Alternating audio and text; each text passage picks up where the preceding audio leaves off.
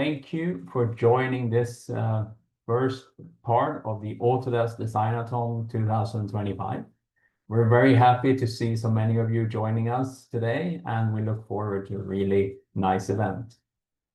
My name is Thomas Carlson, and I work for a company called KnowledgePoint.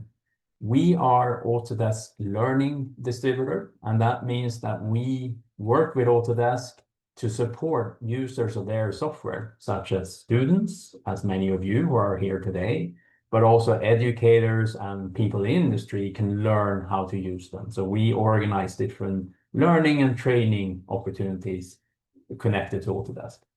This competition and this training that we're doing ahead of the Designathon next week is an example of that.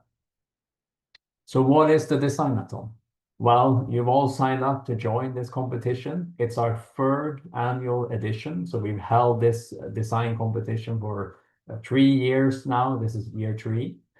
It's aimed at students who want to learn more about Autodesk Fusion, whether you're already using it or if you're new to it, and then to apply those learnings and those skills to a competition brief that we're going to share as part of this event. Put your skills to the test, demonstrate them, and really do a great job, of course, in order to win recognition and some prizes. So the Designathon is a combination of learning and applying skills. And we're hoping that the structure of it will resemble real-life scenarios in the sense of being given a design brief by a client that you have to be creative to solve, doing it under a certain level of time pressure, and working with others to come up with that solution, which are all components of a real product designer, product engineer's typical day-to-day job. So that's very briefly about the Designathon, and we're, as I said, really happy that you decided to join and sign up. This competition consists of a total of 4 different parts, and I would like to kick us off in this meeting to just explain what these 4 parts are. So today we're having a pre-competition training day. So there's no competing going on here now, but what we're focusing on is to go through the fundamentals of Fusion. And we have 3 really great student experts who we will introduce very briefly, but they will be leading the call today, and they're going to take you through some of the key features and functions in Fusion. So we'll talk about the user interface, some of the key, the 2D workspace, 3D workspace, etc., and much more. The idea is to give those of you who may not be familiar with this platform already a tour, an overview, and go through the features that you will need to compete next week. Next week is the actual Designathon, and it's split on 2 days. Day 1, so the Friday, 27th of June, is you can almost see it as a continuation of what we're doing today, but we will go more in depth. So that will focus on demonstrating some practical hands-on examples of combining different designs into a single file, for example. And it will be done on files that are thematically very close to what you will compete with on the Saturday, day 2 of the Designathon. So that follow-up training is definitely worth attending next Friday as well, because it will give you the combination of today and Friday will give you a good base to stand on when it's time for the actual competition, which is day 2, 28th of June, Saturday next week. On that day, we will kick off in the morning, 9 a.m. UK time, with a briefing where we will share all the details, all the design requirements that you will need to know in order to be participating in the Designathon. It will last for around 45 minutes, and then you will have the rest of that day to work together with your teammates on solving the challenge. So you don't need to attend any more meetings that day. So it's only that first session in the morning. And in order to compete in the Designathon, it's mandatory to attend that first briefing, because otherwise you won't know what this competition is actually about, and you won't be able to complete it. Today and Friday are voluntary, but we recommend that you do them, and that's why I'm really happy to see so many of you online. We are going to send out an email that has all of the information. It will be links, how to log in, and what to prepare, etc. We're planning to send that on Monday. And then finally, we of course will have winners. This is a competition. And we are anticipating quite a lot of participation in this event. We have over 1,000 people who have signed up already.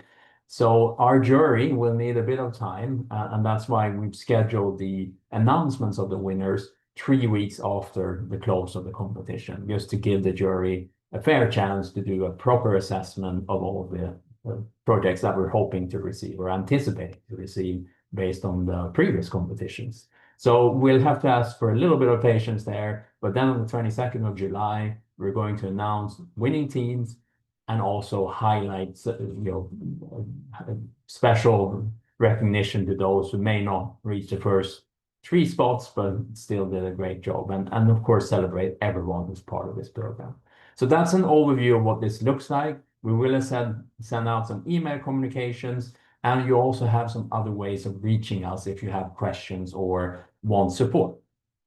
First and foremost, we are going to use the Discord platform for support throughout these 3 main days that you saw on the previous slide. The 3 student experts who we'll introduce shortly will be online there, and they can help you with questions as you encounter them, particularly if it's related to Fusion or the project brief on that Saturday when you're competing. But we'll also post some general updates, etc. So join that. We'll also put the link in the chat a bit later on so that you have it, and you will all be added. There will be both general channel for announcements, and then we will map you and your teammates together in specific private channels where you can actually ask questions directly to our experts, just your teammates. We're using Zoom for this call, as you've all noticed. We are muting the phone lines because we're recording this session for those who couldn't join the whole meeting, and just to avoid background noises, we're going to keep the mute buttons on. However, you have the chat function. I see some of you are already using that. There's also a Q&A button. So if you have any questions, don't hesitate, type them in. We'll look at them as we go through and try to answer all of them. And then finally, if you have more questions about, let's say, the more of the organization of this event, how it will run, what's the agenda, the timings, etc., then our company has a help desk email, which you can email. So no technical questions to that venue, but more organizational, or if you have anything about your registration, and we'll do our best to support you as part of this. So hopefully this gives you a good overview. But with that said, let's now get to the interesting part and kick this off. So it's a pretty big team that has organized this event and will be part of this journey with you in the next week. I already mentioned that I work for Knowledge Points, Autodesk distributor, and several people on my team are key parts of organizing this event. Not all of them are here today, but you will see them next week, and you may recognize a few of the names already from emails. Our 3 stars today are really the 3 student experts, Bazar, Mehmet, and Taner, and they are here to deliver the training, to also help with questions and answers, as I said. And they will introduce themselves just in a minute from now, but we're really happy that you are here. I appreciate it. And I think what you will find here is that they were part of our event last year, so they are experienced with this concept. They are users of Fusion. They have delivered training to other students on multiple occasions before. So really take the opportunity to work with peers who recognize your day-to-day, hopefully, and can help guide you through how to use all of these cool tools in a good way. With that said, I have one of my colleagues here from Knowledge Point, and I know you've seen her name in emails already, so I would like to hand over to Anna Sotirovska, who's part of the event organization committee here, to just say a few words to you as well. And then she will hand over to our student experts. But just thank you for me. I'll be back a bit later on, but we really look forward to the day. and we're really happy that you all joined us. So Anna, over to you. Thank you, Thomas. Welcome, everyone. My name is Anna Sutirovska, and I'm part of Thomas's team at Knowledge Point and part of the organizers for this third edition of the Designathon. You may recognize me from all those emails and emails that will follow. At any point, you can reach out to me in case you have any questions. You can reach out to my email. You already have my email. I'm really happy that a lot of you joined today and really glad to see how the Designathon grows year by year. And this year it will be even more excited with that many of you already signed in for this competition. I want to wish you good luck to everyone for this session, but also for the actual competition. And I'm really looking forward to see your designs this year. I would also want to thank our sponsors. So each year we have our Autodesk Learning Partner sponsors who are supporting this event with their efforts. So a big shout out to Atlantic Computers and Electronics, AC Consulting, Clintonell Innovation Center, CAD Masters, Costec, Generative CAD Services, Modena, NetInfo, and CPA. Thank you again, and so we're really glad to have partners that are really supportive and are a great addition to this event and what we are doing here every year. So without taking too much of today's time, I would want to hand out to the student expert team for their introduction and to basically start their technical training. Thank you all. And as Thomas said, if you have any questions, you can pop them in the chat box or in the Q&A box. We will be here. So yeah, we will pick it up all of your questions. Bye for now. Yeah, thank you, Anna. So I'm Bazar Tuvakov. I'm a mechanical engineer and currently pursuing my engineering master's degree in engineering. So I'll be presenting you the basics of the Fusion today with my friend Mehmet. And you can ask your questions if you have any in the chat and in the Q&A platform as well. So I'll be sharing my screen in a minute. If Mehmet and Taner also want to introduce themselves. Hello everyone, I'm Emin and I am an undergraduate student at Middle East Technical University at Industrial Design Department. And whenever you have a question, just type it, don't hesitate. We would like to be here to help you. Hello again and welcome. Thank you, Mehmet. Hello, everyone. I'm Taner, and I'm studying shipbuilding and ocean engineering in Istanbul Technical University. And today I'm going to answer the questions in the chat section. Thank you.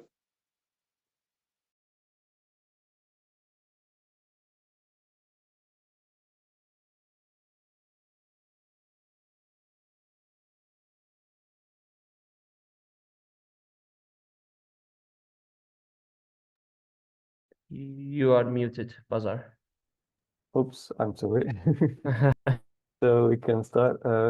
We are assuming that you all have downloaded Fusion and you have educational or another licenses and have access to Fusion. So if we start, first thing to start in Fusion is the data panel, because Fusion works from top to bottom and left to right. All commands are used as in this order. So you create commands, then modify them, then inspect and manufacture design. So first thing to start to learn is data panel in the top right left corner. So if you click on the data panel, you will see all of your projects and the hub that you are in. So some friends or some universities or some any companies can invite you to their own hubs. So then you can click on your name and select their hub and access the projects that your friends or the company that invited you from here. Or you can directly click on the home icon here. So it will direct you to the home of the project, all of your projects on your hub. So you have all of your projects stacked here, and you can create your new projects from using this button here. If you click new project and name it as Designathon. So in a project, you can in any project, you can invite any other people, any other students or any other Fusion users and work with them together. For example, why would you work with people together? So in any design, you have multiple parts, and some designs can have hundreds of parts. So for example, in a company, many people can design different parts. So you need to assemble them together in one design. So Fusion is great doing that. So you can, for example, these linked part components are designed in separate files. So you can drag and drop those files in this new file, and you can combine and assemble the final design in new project. So for example, we will be doing an example project with Mehmet. So I want to invite him. Oops, sorry. I want to invite him to my project. So to do that, I will need to invite him. It will lead me to a browser.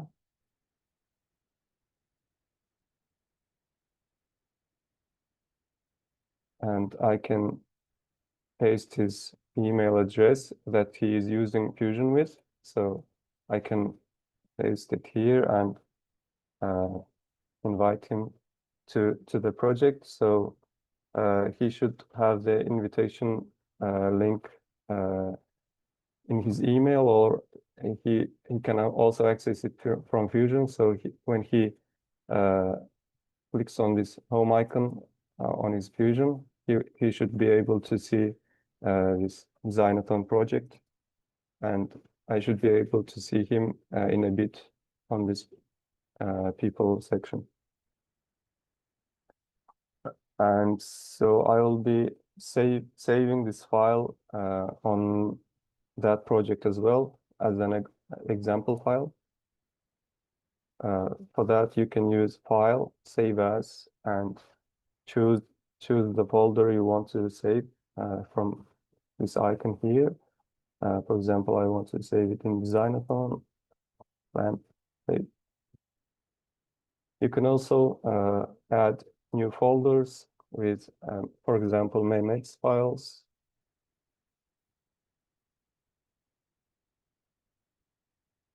And organize your files in your project with folders. I think we have Mehmet can't join this. We can continue with already existing project as well, which Mehmet is already invited. So we can create a new file here. If Mehmet can model this base model and save the file on this project, I can show show the next steps for the project assembly.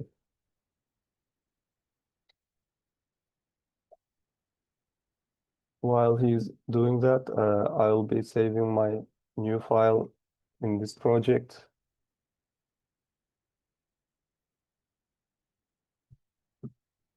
I'm going to save this as an assembly. In this project,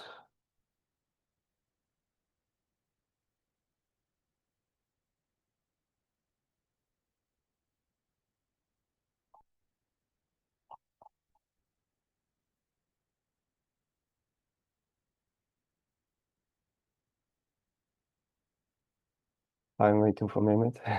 Did you manage to save that file?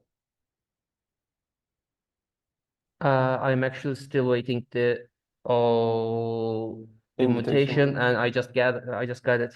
I am saving right now a file, and Is it when I in saved it, okay, yeah. okay, I'm saving right now.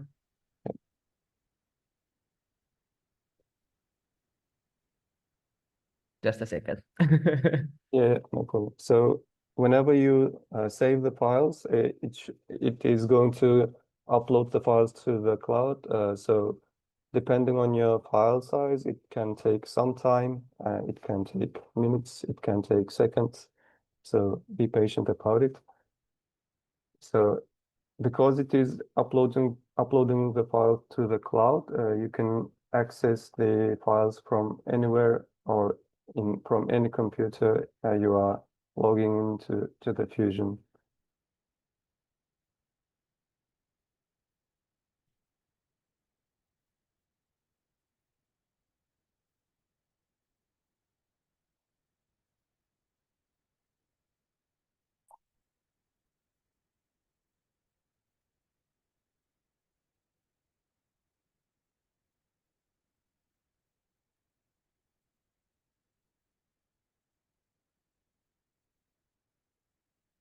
So while he is saving and creating the file, I can show other things.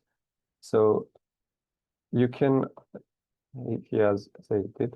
So you can link the files from link designs from other files, and those files can also have linked files inside them.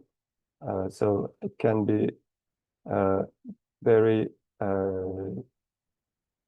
deeply constrained, but you don't need to overcomplicate things, and no need to overcomplicate things, and use just one linked file.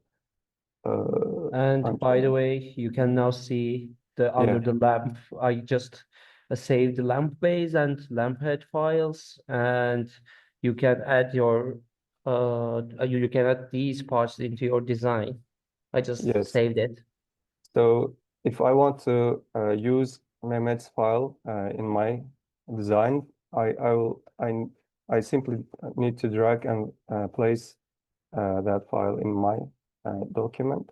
So it will automatically place the document in the origin of my file, and you can move the component wherever you want, but I will suggest you to not move it in the first place.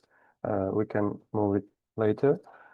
And after placing the file, the friends file, you can see that it has a chain icon that indicates if this file is linked to another file, and it cannot be edited in here. You can only edit it using this icon, pencil icon, or only by opening the original file. Also, in the data panel, you can see that who is using which file. So you can see M icon here, which is indicating Mehmet's name. So that means that Mehmet is currently using that file, and he actually closed it. So if I would like to reference this base model and create a new model based on this one, I can just use project file, project commands and use these surface as a reference. So we will be explaining these commands in a second, so don't bother if you don't understand what I am doing right now. I'm just trying to show you. Let me quickly create a new sketch.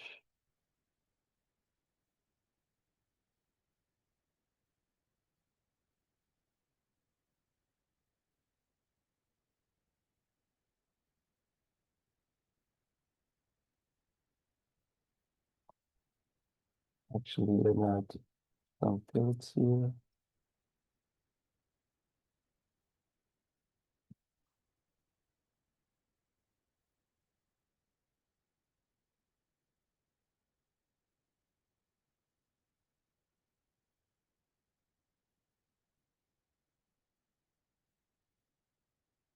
So for example, I have created this very basic model based on Mehmet's file. So whenever Mehmet makes a change on his on this base model on the original file and saves that file, I'm my design going to be going to update based on Mehmet's file as well. So if we ask Mehmet to adjust or add any feature on his file, as you can see, Mehmet has opened the file and we are seeing that.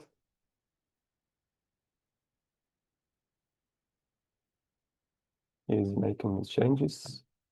While he's making changes, I can also make my changes on the design. So I can have fillets here. I can have some pockets here.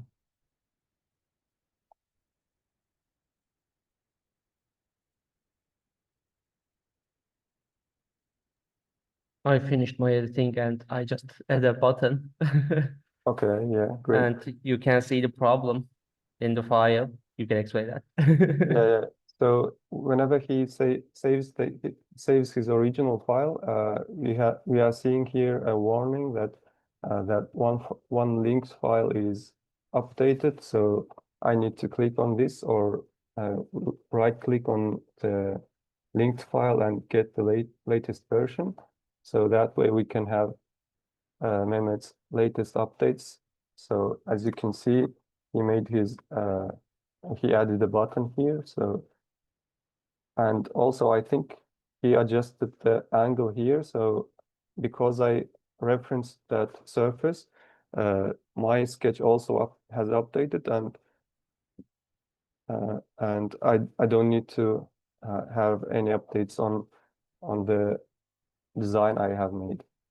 So that's basically it for working together with your friends based on a file, based on the same design, and you can use this trick or method on the Designathon competition as well. So I can hand over the screen to Mehmet to introduce you to the UI. Hello, Sorry, Mehmet, for interrupting you, but I saw that there were some questions in the chat. So I just wanted to reiterate for everyone who's attending. We are recording and we will share the link to the recording. The plan is to do that on Monday because we just need to edit the video a bit.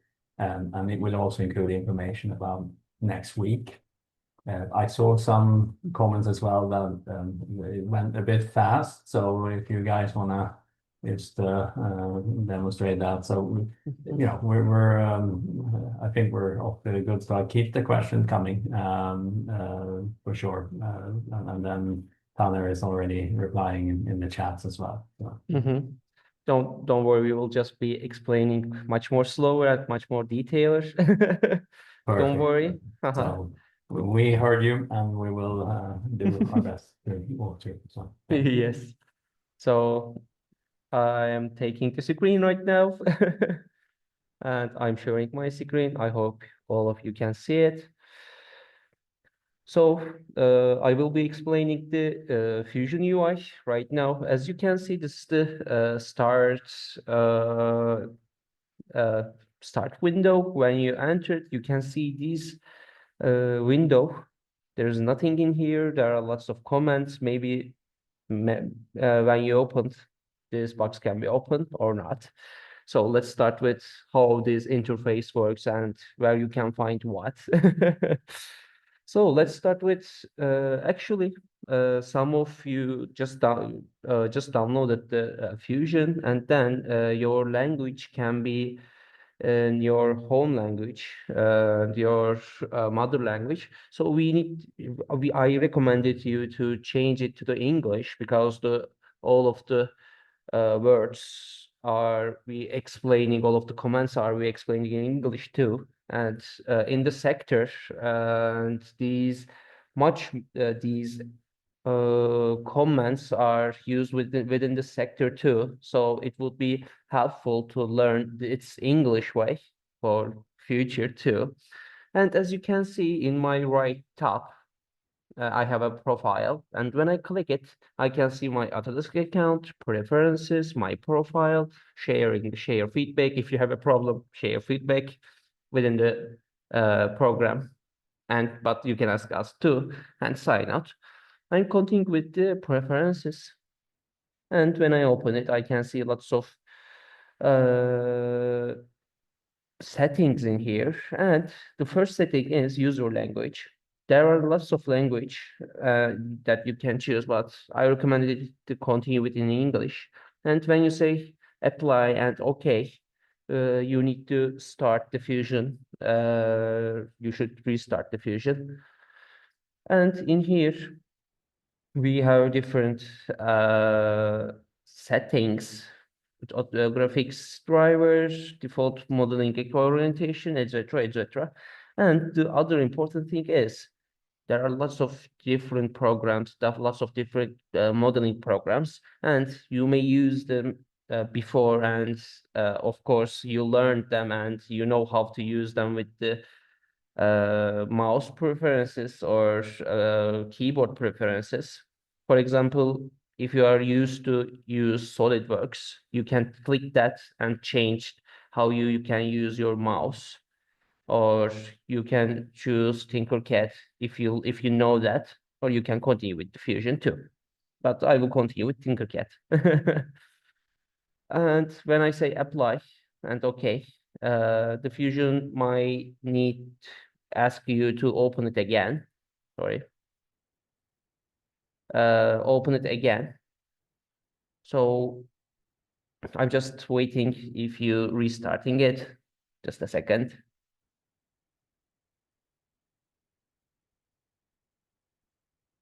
I will continue with that. Bazar showed how you can access your hub and your files, how you can change your hub, how you can switch them, and to all projects, how you can how you can create new projects, how you can edit them. So then I will continue with the other parts, and with starting with the top and go to the bottom. We have a file in here, and in there you can open a new design file. I just opened it, and this is untitled named because I haven't saved it and gave a name to it. And new electronics design. You can design electronics in here, but we will not be teaching them right now, and you won't be needed in the competition too. And you can open some files. You can open Fusion files in there. Not only Fusion files, but also the other files like other programs, object, SPX files. These are modeling. These are 3D parts files that you can open them and insert them too. But I will show that in other ways how you can do it. You can upload. Upload this works like, yes, I have a file, but I don't want to open that. I just want to upload to my hub. For example, you can use upload file. And I have save.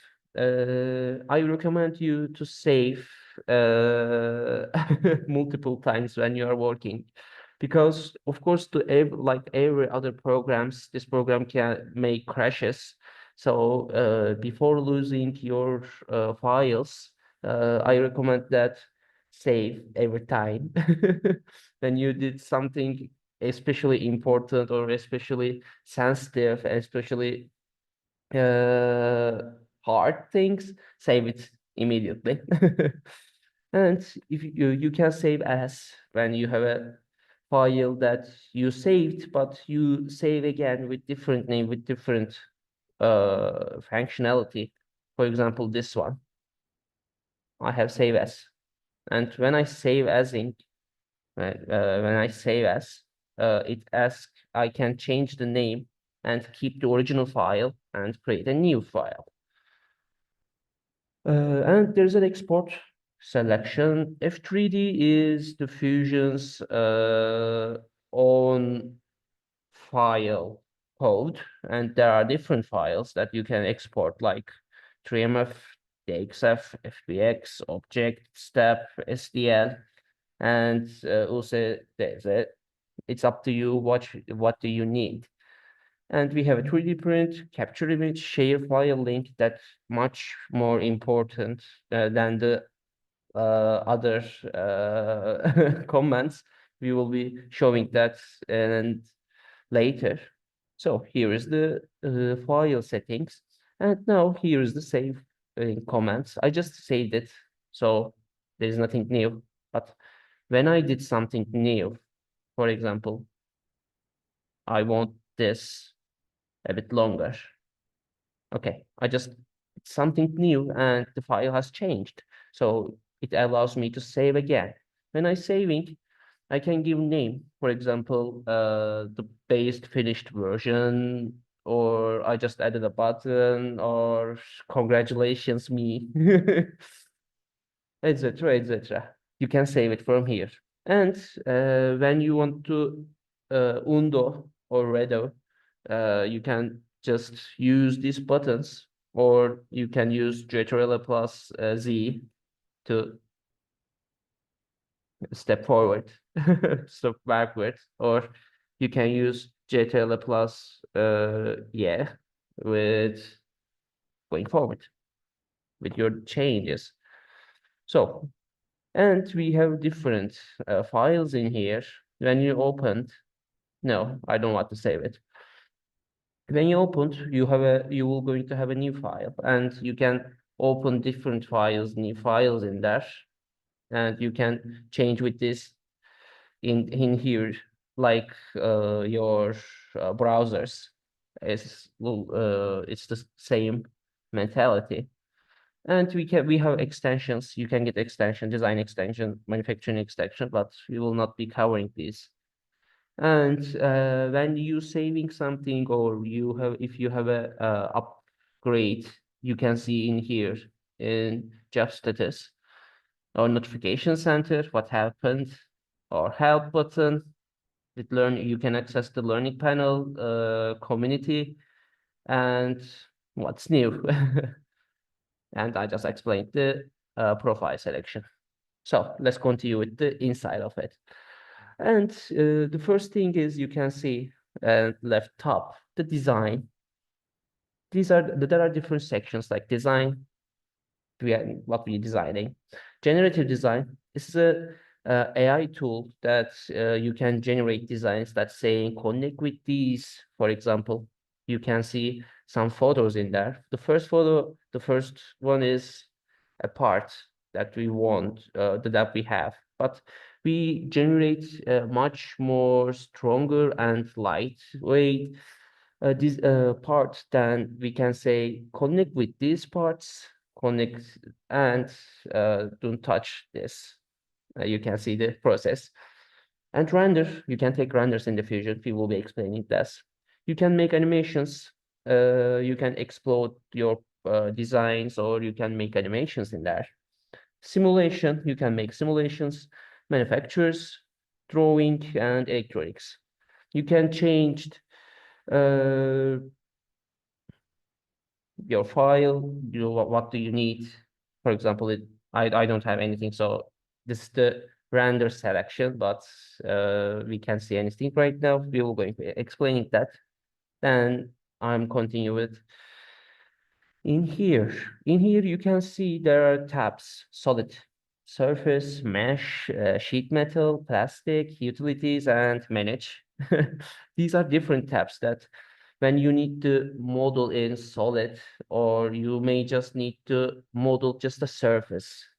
For example, everything has a surface, but when we modeling in the solid, is the inside of it, it's solid too, and we are just playing with the planes, sections, and sketches.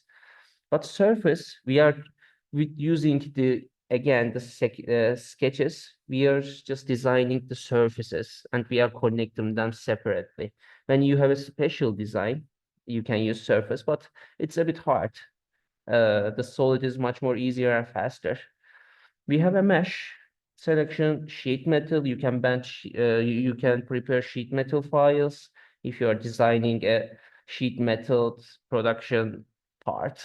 And plastics, you can prepare your file for a connection parts, for example, snap fit, lip, boss, and you can prepare for the 3D print too. Utilities, we will going to explain them, and manage the manage part. So continue with the solid part that we cover today, and that the solid part is the part that you will going to use in your design. So we have a browser in here. We will going to be explaining them in a bit later. These are detailed commands that while you designing. Let's continue with the browser. And in browser in here, you can see your document settings.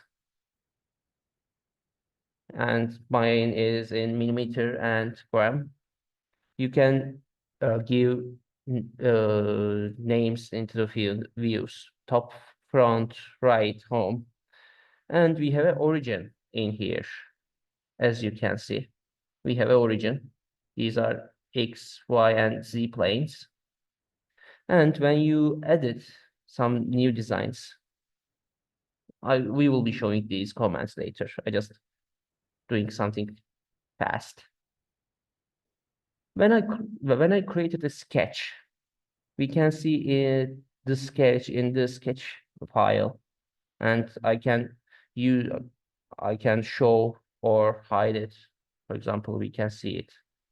The sketch. If you need to open again, because the Fusion is smart that mostly we will be using the sketches only one times, not the multiple times. So before preventing the mess in the file, when after you use this sketch, it automatically hides it, and you can open it in here.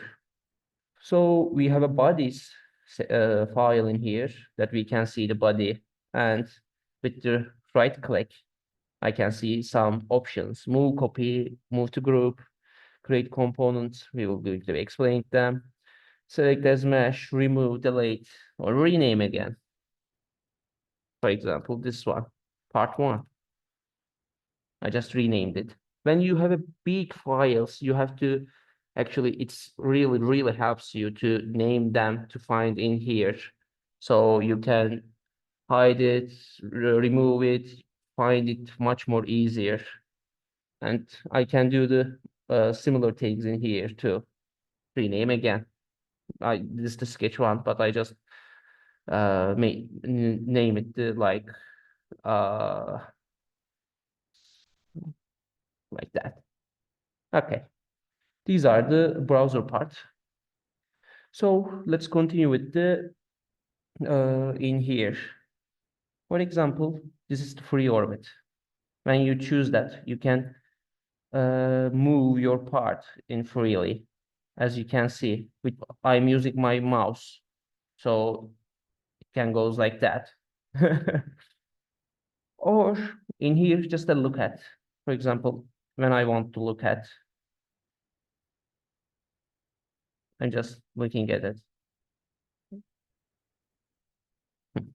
And pan, if you want to pan and if you don't want to change the orbit, you can continue with that. Or when you need to go, when you need to look closely, you can choose zoom plus, and with your mouse, you can come closer to a detail. Or if you select a view, it goes like that. As you can see, the plus in here is the center that I want to see it, and it goes there. And I have display settings. Visual style. My visual style is shaded with visible edges only. This is important. If you may start with shaded. Yes, it looks like that, but if you need to understand the shape that you created, the shape, the model, you need to open the hidden edges too. I can see the hidden edges in there. See? Or preventing the mess, you can just open the visible edges only. I'm using this mostly. And I have the other settings, environment for example, dark sky. And photo booth, which that I'm using. A bit blue, but I'm back to the photo booth. And grid settings. You can see we have a ground grid, and it's helped me to understand where is the ground or which dimensions in there. So you may keep this open or close it with layout grid, but it really helps you when you extruding something. It understands where do you want to step, yeah, and you can understand it too. I just want to come like in here, so I recommend it to open it. And grid and snaps, layout grid, and multiple views. Yeah, I can see everything in here. For example, in here, I just looking in top. In here, the bottom, front, left. This is home view. That's it. But I just want to continue with the single view. Okay, and as you can see, I have a cube in there. And with this cube, I can see my Z, X, and Y coordinate systems. And as you can see, we have named views like top view, front view, right view, back view, or bottom view, or left view. You can use this box when you need to rotate, but also you can use your mouse clicks too. For example, your middle button. My middle button is working like a pan, but my right view is when I click it and hold it. It's helped me to change the orbit. You can customize it and you can adapt it as I showed you just before. You can change these pan, zoom on, orbit shortcuts within here, or you just learn it. And then the last thing before the break, you can see we have in here a selection. We call it is history. You can change the actually normal modeling is just works like that. When you did it, you did it. And when you need to change something or you need to go back, you really need to delete or you need to redesign again. But in Fusion, we have an advantage in here. So we have a timeline.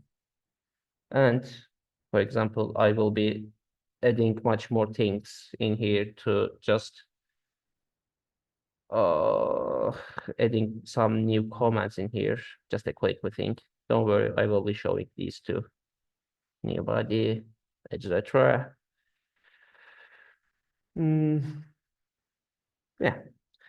As you can see, I just used some commands, like I just extruded, and you can see the extrude command in here too. You can right click, you can configure it.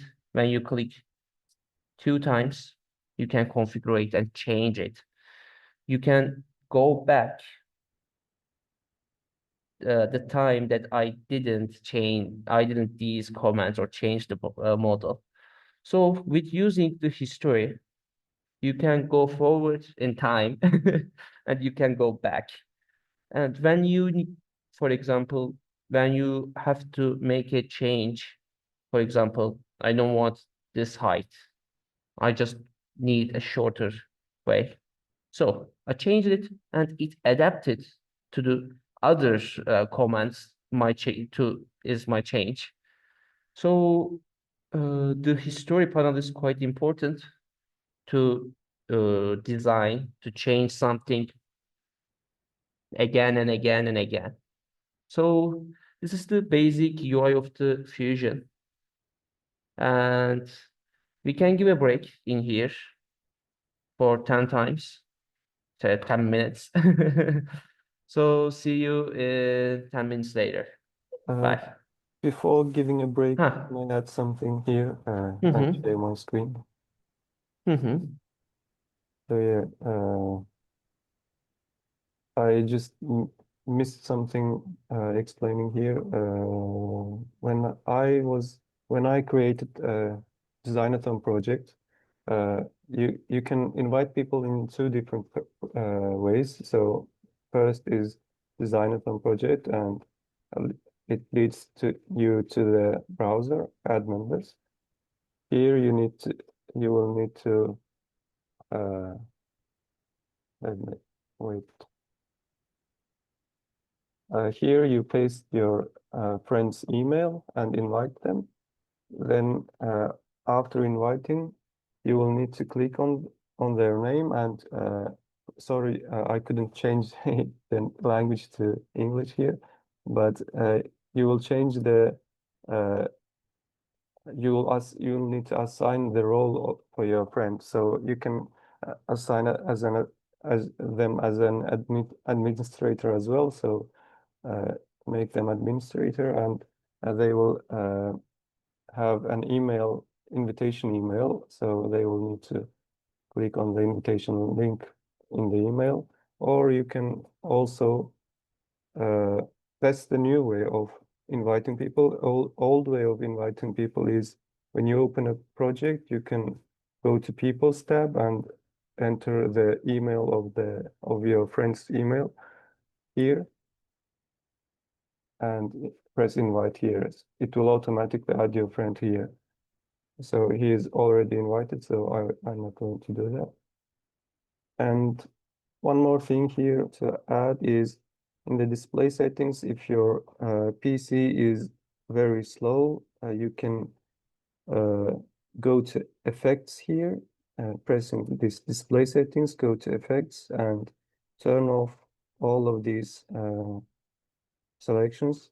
You can turn all of them, but I'm using only 2 from the bottom. They make the file look pretty. So, but you can turn them off if you want to. So yeah, that's all I wanted to add, and we will be continuing with sketch commands in 10 minutes after the break. So see you in 10 minutes. Perfect. Thank you, Bazar and Mehmet. And just to reiterate, since we're all in very many time zones, so 10 minutes from now is 10:35 UK time, which is Knowledge Point zone, and then whatever it's equivalent to you. So 10 minutes break, and then we'll be back again. Thank you, everyone.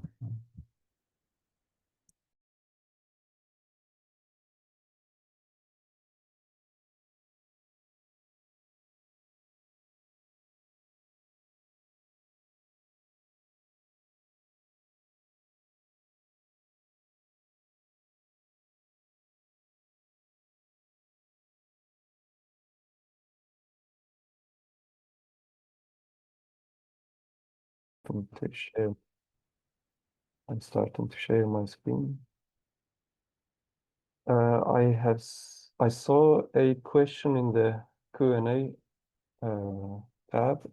Someone is asking us to explain the UI, but Mehmet just explained the UI. Is there any specific things you didn't understand about the UI? So if you could provide type that in the chat or Q&A browser tab, we can explain. And for the second question of yours, I think the address for the Fusion license shouldn't matter. Yeah.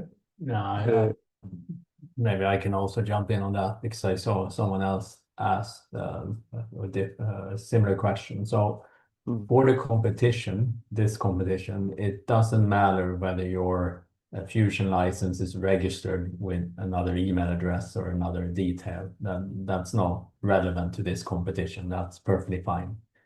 If you have registered for a Autodesk education license on the so-called education community, then as part of that registration process, there's a request to everyone who goes through it to identify which academic institution you're studying at. And that if you've entered or want to update that, then there's a dedicated support. First and foremost, you can log in on the same website. I'll put a link in the chat here for everyone. And you should be able to see your details that are linked to your so-called Autodesk account and update those.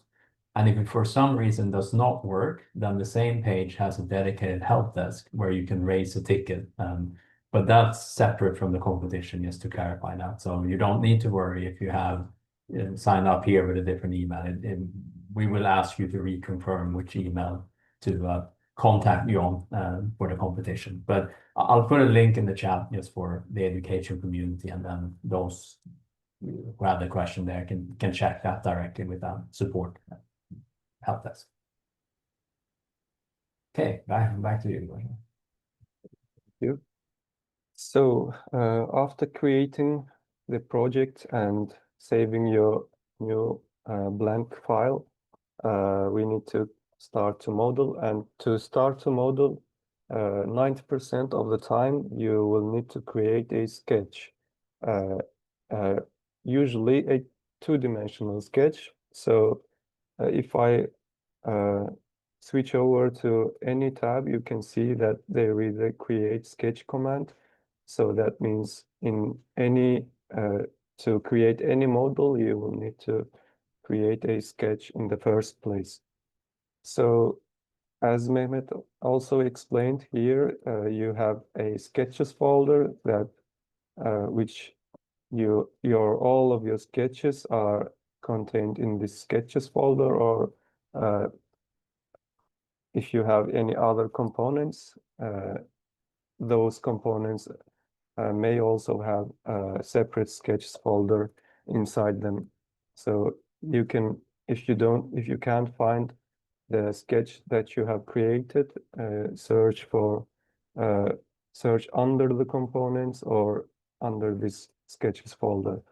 So basically, sketch is a two-dimensional profile that you start on this origin planes or any planar surface. It can be this planar surface of any model or any newly created construction plane. You can create any construction planes, planar surfaces, or origin planes for sketches. So you cannot create any sketches on these curved or cylindrical faces. That's the main thing to pay attention to. So when I click on this command, create sketch command, it will the origin planes, it will appear on the screen. So I'll be selecting this XY plane, and the environment, as you can see, the environment has changed like automatically to the sketch commands. So here we have create commands. So first thing, we start from the left. So we first create the sketch or create primitive objects, then modify them, then give dimensions and give constraints to the sketches so that they can be precise and they can be parameterized with the other models in the design. So in the right-hand side, we can see that some sketch palettes. Here you can adjust the view and do your sketches in 3D or 2D by turning on or off this option here. We are 90% of the time we are doing our sketches in two-dimensional space, but you have an option to create your sketches in three-dimensional as well. We will be showing that in a second. So here the sketch grid is important to see the scale of your sketch that you are creating. So keep this turned on, and you may also want to turn this snap option on as well, but I don't use it. It actually works to helps to snap to the predefined lengths of this workspace. For example, if this option is turned on, you can only create like a rounded number lengths. For example, if I create a line, you can see that its length is only 32 or 35. It's a rounded number. If I turn this option off, snap option off, I can create any I can create a line with any length I want. So I don't use that option. Rather, I create a line first and assign my length of the line in using dimension command. So starting with create commands, the most important command here is line command. So you can basically use this command to create everything. So if you hover over any commands in Fusion, for a second, you can see that it shows a help bar, help window. So you can read through that help window to understand what the command actually does and what are the main tips to use that command. After selecting this line command, you will need to specify the starting point of that line. So in all of the projects should be references to the origin point. So I am selecting the origin point.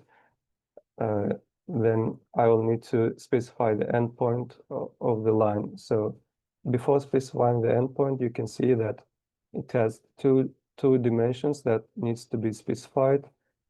First is length, and if you press tab key on your keyboard, you can switch to angle dimension. So pressing tab again, if I want to create a 100mm line in like 135 angle, you can do that while creating your line. Or you can create your line not assigning any dimensions. So click, and you can create continuous line using the same line command in one go. So if I delete this command, this line, you can see that if I create multiple lines and connect them together, the closed profile is highlighted as a a light blue shade, in a light blue shade. That means that this closed shape can be extruded and used in solid model creation.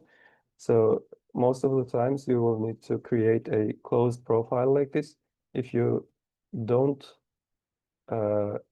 close your shape, for example, like this, if the corner of the shape is open and not these two lines are not connected, it will not create any profile, and this profile cannot be used in solid model creation. It can only be used in surface model creation, but we will not be touching on that subject. So basically we need to create, all of the times we need to create closed profiles. So in line command, if you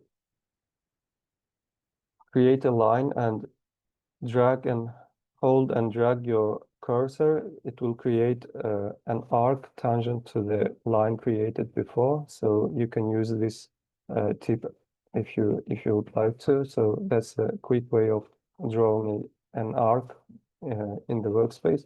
So you can also continue creating your line as using normally the line command.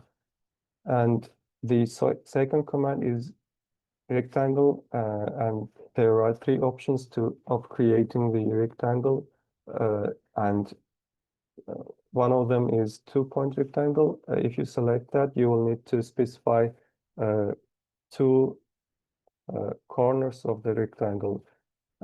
If you don't do anything and don't move your cursor, it will Fusion automatically will ask you to show you the tip for the creation of the rectangle. For example, if it says place first corner, if I click and drag, it will ask me to place the second corner of the rectangle.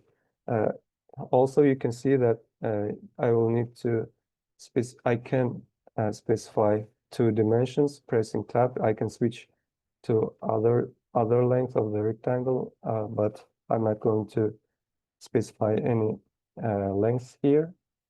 So you can create a rectangle that way, or you can create 3-point rectangle or a mostly used center rectangle. Here you will need to specify 2 things again, but here we are specifying the center of the rectangle by clicking once, and the second click is going to be the length of the hypotenuse of the rectangle. And the third command here is circle. There are many options to create a circle in Fusion. So you can create by choosing a center and diameter circle, but you can also create a circle using 3-point circle. For example, 3 tangent circle can be used in this example. If I select circle, 3 tangent circle, you can select 3 lines. For example, these 3 lines.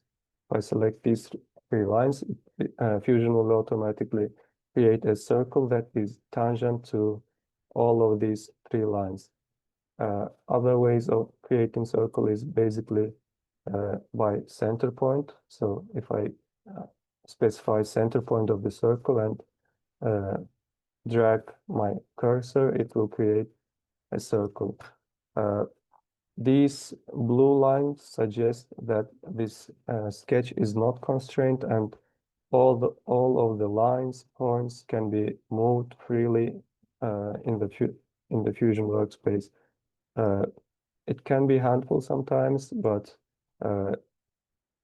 adding dimensions and adding constraints and making them fully constrained usually is more precise to create precise models.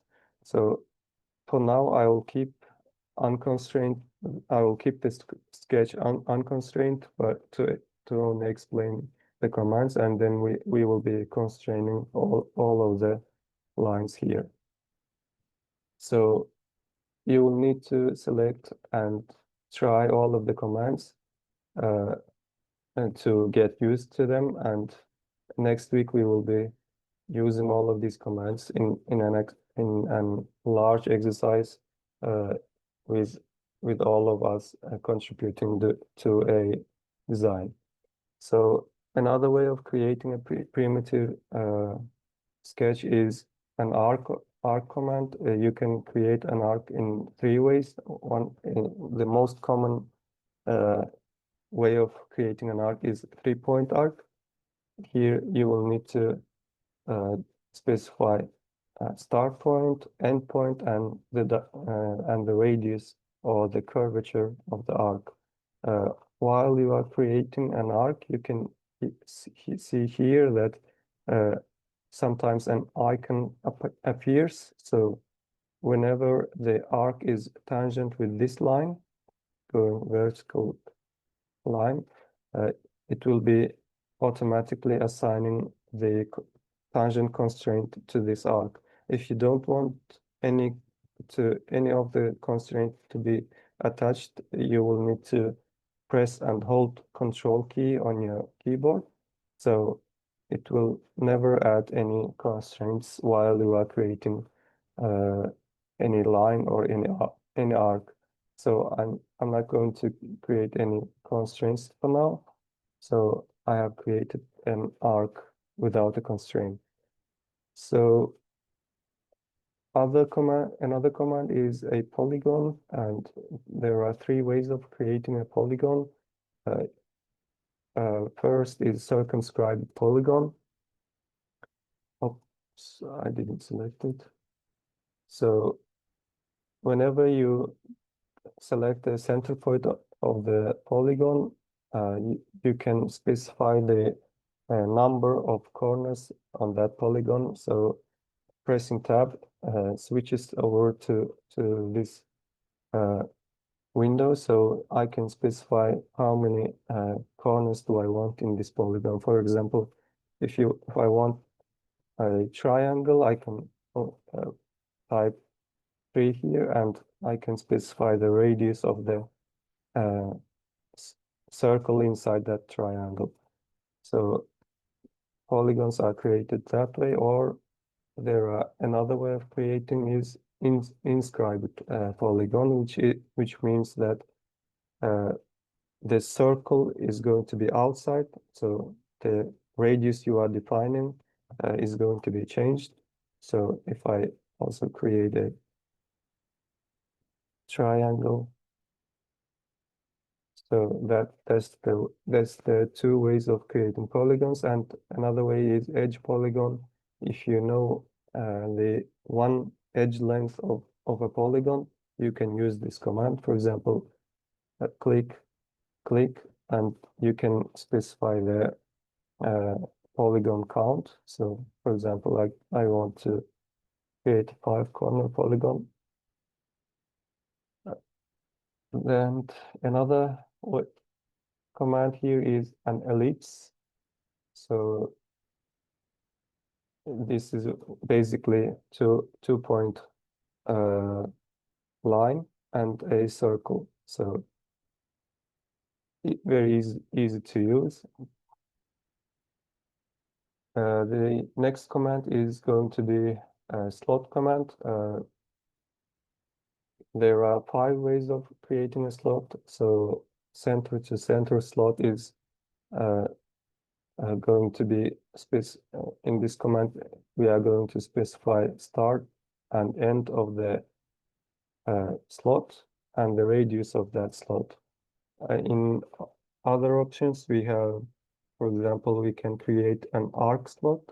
For example, we will need to create a center point, I guess. Yeah, center point first, then the start point of the arc, then the end point of the arc, and then the radius of the arc. Then you can try and figure out other options. They are very basic commands and they are very easy to use. The next command is a spline command, which is really important to create free-form shapes in surface modeling, commonly used in surface modeling, but also can be used in solid modeling. So there are two ways of creating a spline. First is going to be fit point spline, which is commonly used. If I select that command, you can specify some points in the space, and the curve is going to fit that point, and you can end the curve creation using this icon here, tick icon. If I click that, it will end the creation of the curve, but it will not exit the command. As you can see here, it is still selected, and you can see the spline icon near my cursor here. So that means if I click again, I will create a new spline in the same workspace. So to exit the command, you will need to press escape command on your escape key on your keyboard.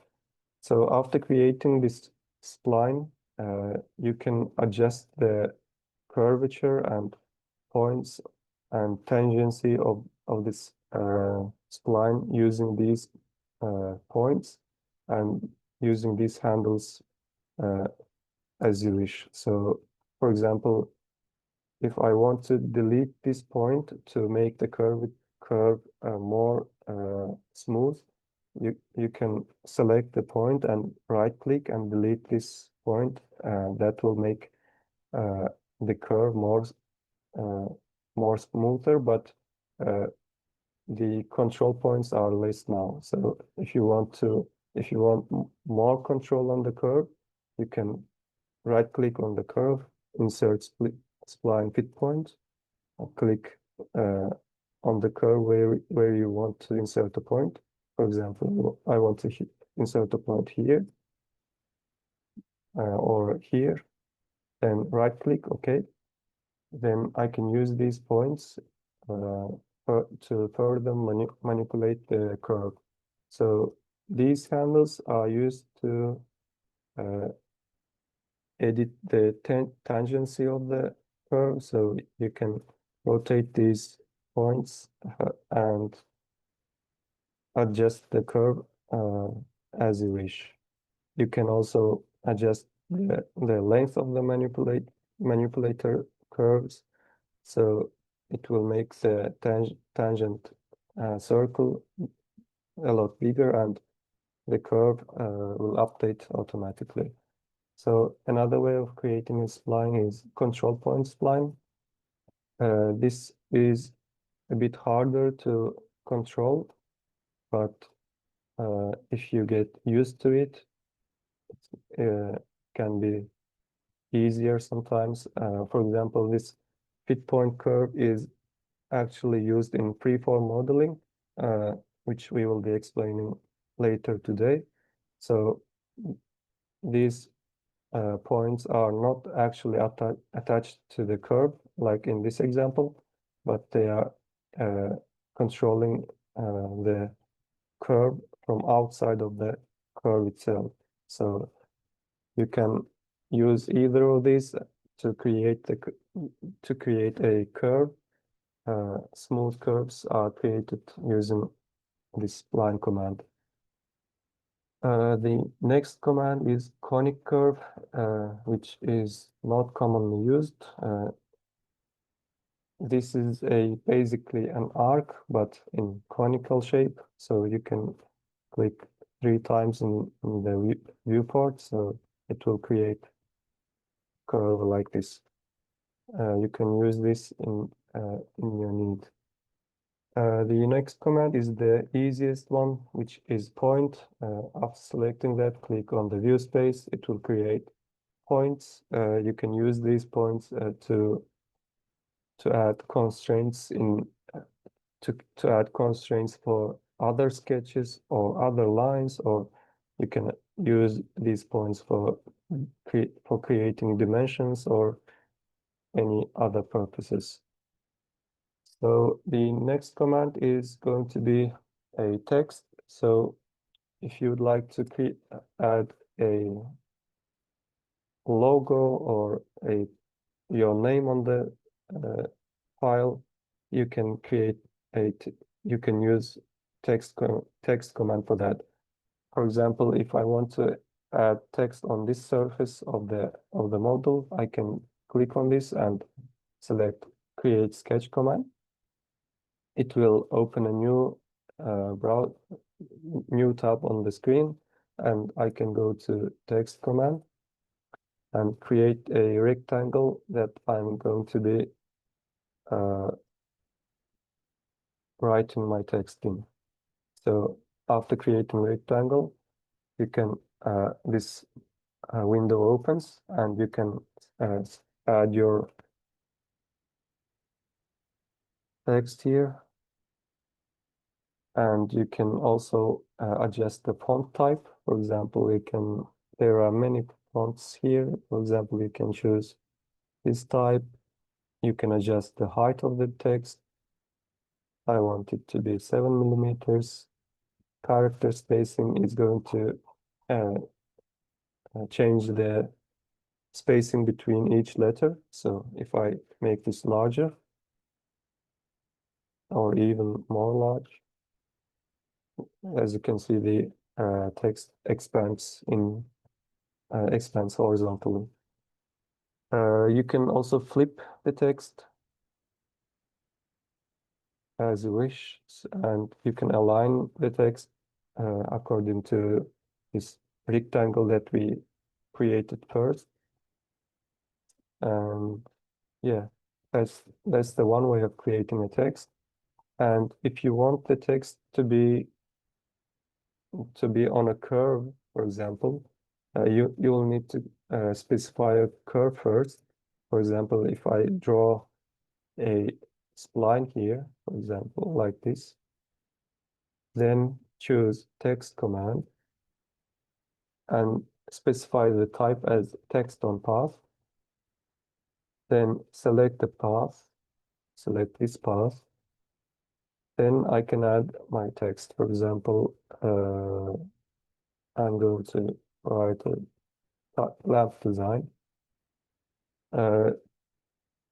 Because this fit to path option is selected, the text is expanded all the way through the curve. So if I uncheck this option, the lamp design text is going to be the character spacing is going to be by default is going to be 0, and I can adjust it as I want. And after creating the text, you can also adjust the curvature of the curve that you created, and the text is going to be adjusted automatically. So yeah, that's the text command. Other commands are mirror rectangular pattern and rectangular pattern. So these all commands are used to create profiles, and these 3 commands are used to copy or pattern the created profiles. So for example, if you have a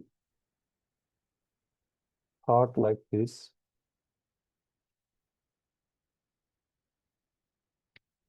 and it has some circles here,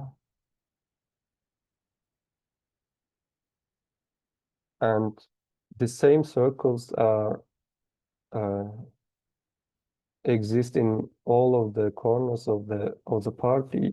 You can either way create the same circles manually, or you can create one circle or quarter part of the part and mirror the created circles on the y and x axis. To show that, you will need a construction line to mirror upon. So if I create a line using this line command and start from this middle point to the middle point, after creating these two lines, I can hold Shift key on my keyboard and select both of them. If you click on this construction command, it will make the lines dashed lines. So they will not be used in solid creation commands, but they can be used in Sketch for reference. For example, I can use this line as a mirror axis. So for example, if I go to mirror command and select objects to mirror, I want to mirror these two circles. I'm selecting them. Then for mirror line, I'm going to go to this window here and press this icon. And for mirror line, I want this line to be a mirror line. As you can see, these two circles have been mirrored to the other side of this vertical line. So if I make any changes on this circle, all of the changes are going to be affected on the other side as well. So I can also mirror all of the 4 circles again on the whole, using as a reference this horizontal line. So we will have 8 circles in total. So mirror command is that. So we can also create circular and rectangular patterns. For example, if you have a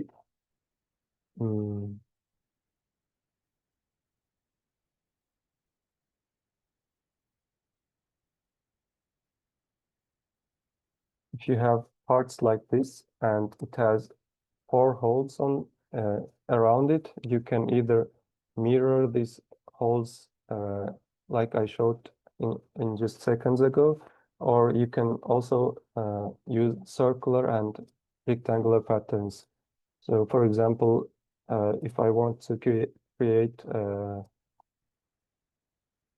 that feature in, for example, let's do not circles, but do slots this time. For example, I have a slot like this, and I want to circular patterns.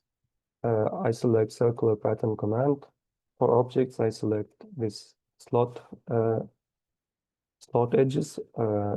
To quickly select all of the edges, you can double click on one edge and it will automatically chain select all of the edges. And for center point, I will select this origin point and it will populate all of these slots around that origin point.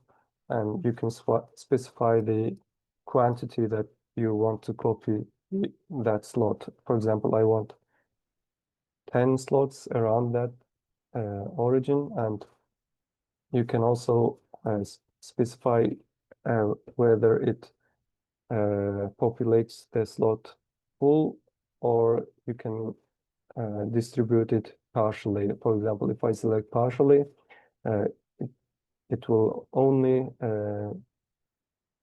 pattern populate the slot in 180 degrees as specified here. So if I select 270, it will create this many slots here.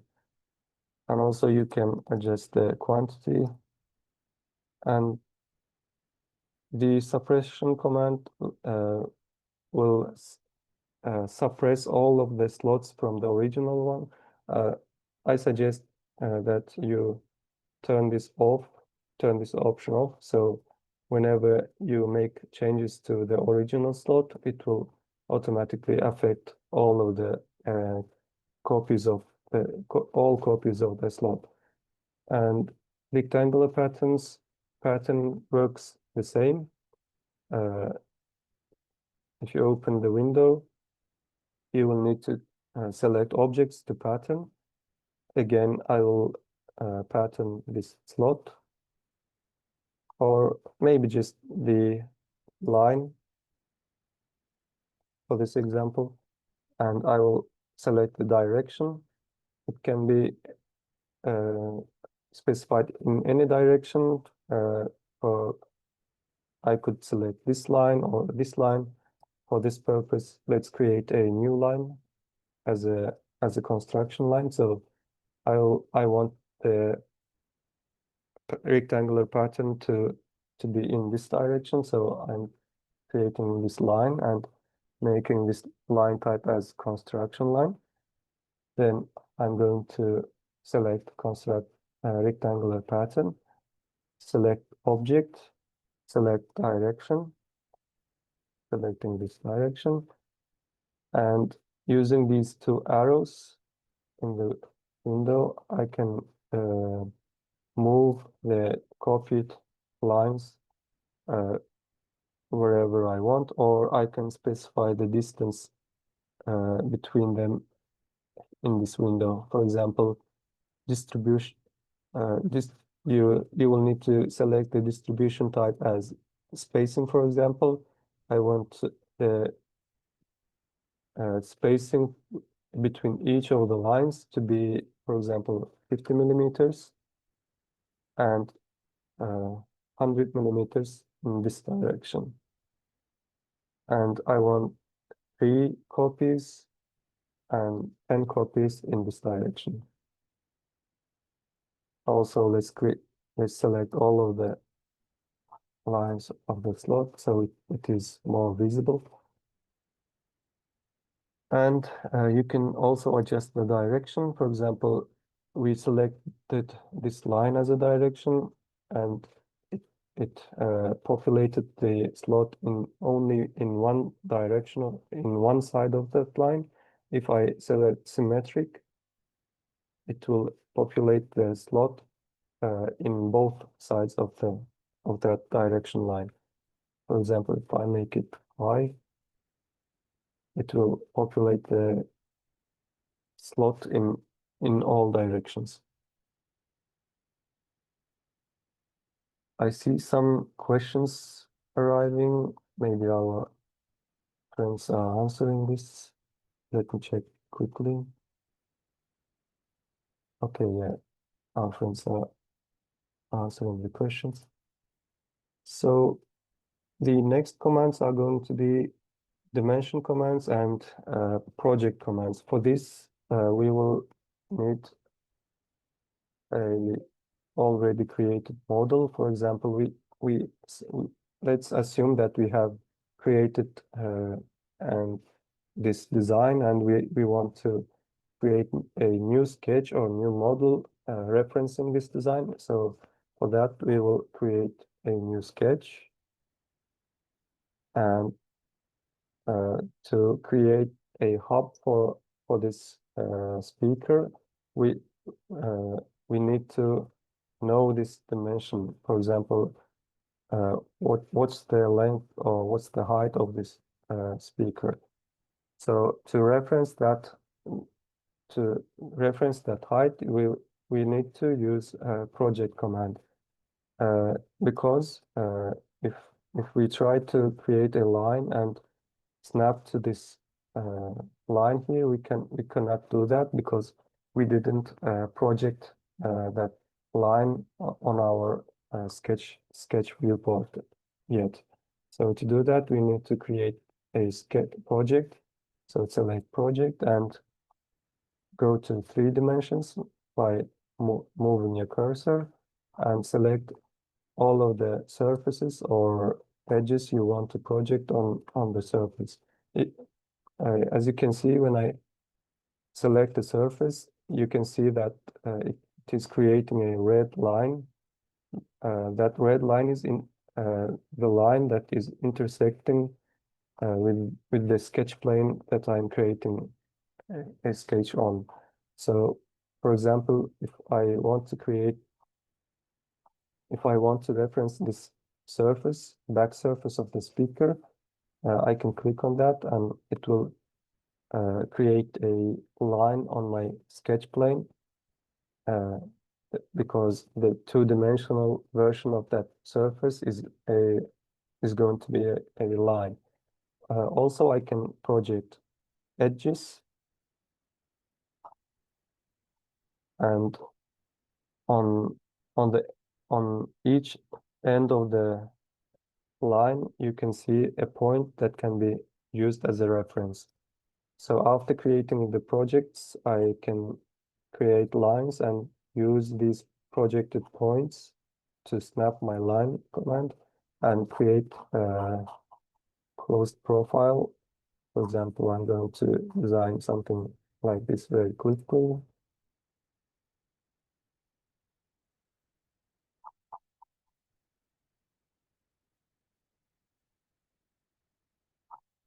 Okay, so I have a closed profile right now, so I can use this to create solid models. The solid creation commands are going to be explained in the next hour, so I'm going to quickly create something here to represent things.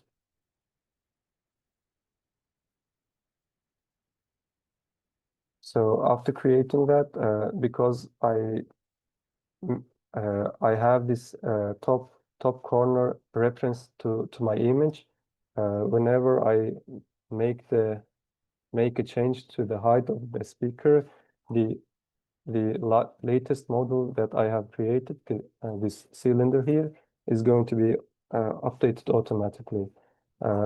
Also, I showed that here that whenever my friend makes the change, my sketch is going to update automatically because I used my friend's design as a projected line here. So this purple line shows that this line is projected from another model.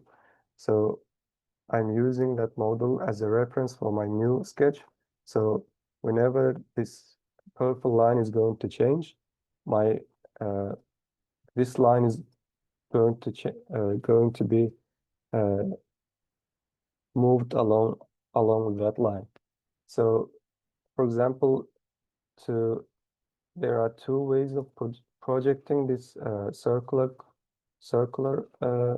surfaces. For example, you can use project command as well, but it will only project the top and bottom edges of the cylinder because it has no edges on the sides, so it cannot project any edge on the plane. So if I hide this model, you can see that there is no edge that is connecting these two points. So if you need to project the side surface of a cylinder on the sketch plane, you will need to use intersect command.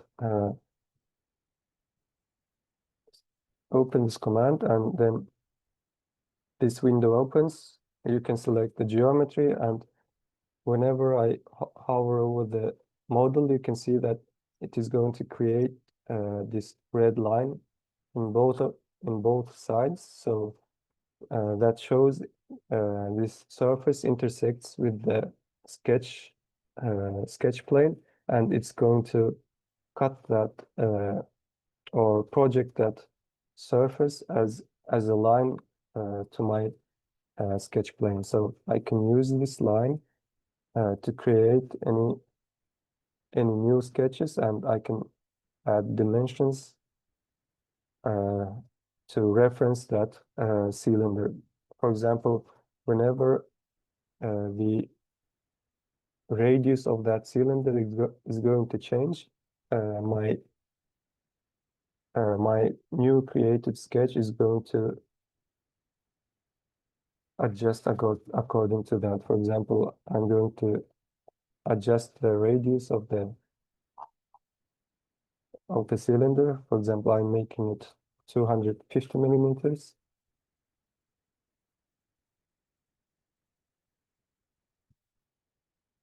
If I find my sketch, where was it created? Here. So I go to sketch and right click edit sketch.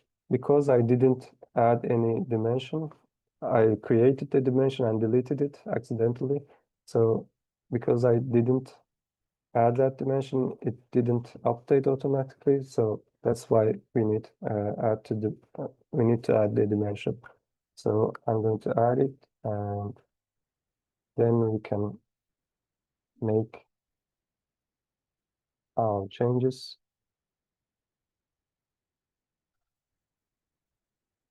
And the sketch should have updated. So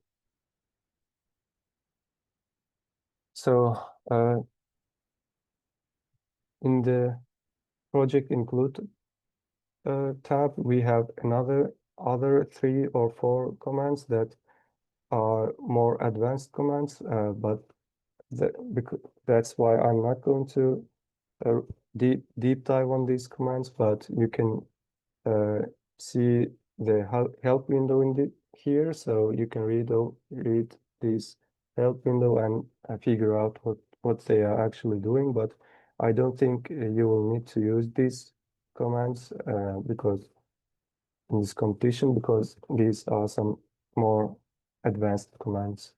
So for the sketch dimension, these are most important,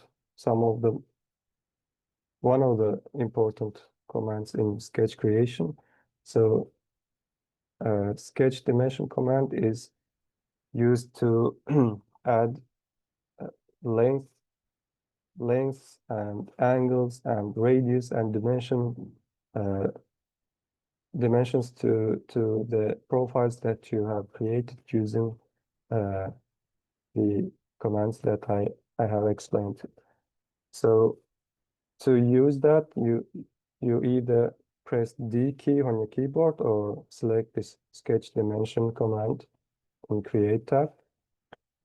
Then you will need to select a line. For example, if you select a line, it will add its length. Or if you select a circle, it will try to add a dimension, a diameter of the circle. If you right click and select radius, you can also add radius of the circle. For example, if I make 60 millimeter radius circle, you can add that. If you select 2 lines, oops, sorry, go back. If you select 2 lines, it will add a dimension between them. If you select 2 coincident lines, it will add an angle between them. And here you can see that it shows a warning because these 2 lines are already constrained, because these 2 lines, for example, this line is horizontal and this line is vertical, and this angle cannot be anything other than 90 degrees. So you cannot add a new dimension to that. So that's why Fusion is showing a warning suggesting that this dimension is not going to be driven dimension. It will not affect anything. It will be here to only show that this dimension is 90 degrees. For example, if you have an unconstrained 2 lines and select them both, you can add dimension, you can add angle between them. For example, I want them to be 150 degrees. So this line, this angle is never going to change because I have added an angle dimension between them. Another option of the dimension command is I have explained the width between two lines, angle, radius, dimension. Yeah, that's all. That should be all. So yeah, the other way of the other way of adding constraints to the sketch is this constraints bar. So there are like 6, 9, 10. There are 10 or 9, 10 commonly used commands here. So most of them are added automatically while we are creating the sketches. For example, these all icons show that these sketches are automatically constrained, are automatically added here while we have created these. So, for example, while creating a line, for example, you can see when I create a vertical line, it will snap to the 90-degree angle, and it will show that it's going to add an automatic constraint. If I click and press exit the command, this line is always going to be vertically aligned because this constraint suggests that this line is always horizontal or vertical. You can see that command here as well. For example, if you want another line or non-horizontal or non-vertical line to be horizontal or vertical, you can select this command and select the line that you want to use, and it will automatically make the line horizontal or vertical. It is choosing the direction based on the angle that it was created in. For example, this line is closer to be horizontal and this line is going to be vertical because it is its angle to horizontal plane is larger than 45 degrees. For example, if I select the horizontal command and select this edge, makes it vertical, and this edge it makes it horizontal. So the next command here is coincident. This command makes two lines or any 2 points coincident with each other. For example, as I showed in the beginning of the creating a sketch, you will need to create a closed profile. If 2 points are not connected, it will not complete a closed profile. To do that, you will need to select this coincident command and select these 2 points. It will automatically snap those 2 points together. For example, we could snap this corner point to this circle. That way this line is always going to touch that circle. So next command is going to be tangent. Tangent command, it can be automatically assigned while creating line, or it can be assigned later. For example, if you have a slot and if you have a rectangle around it, and if you want this slot arc to be tangent with this rectangle side, you can select tangent command and select these two lines. That will make these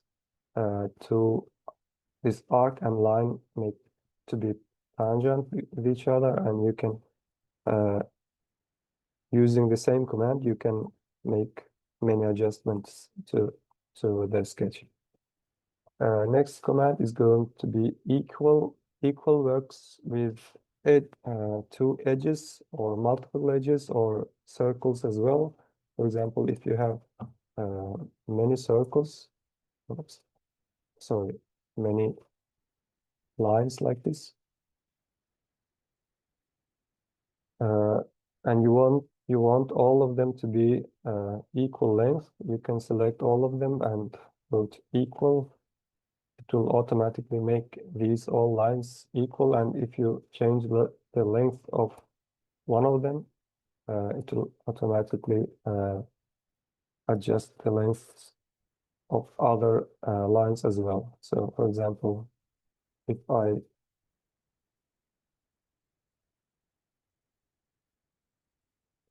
make this longer, it will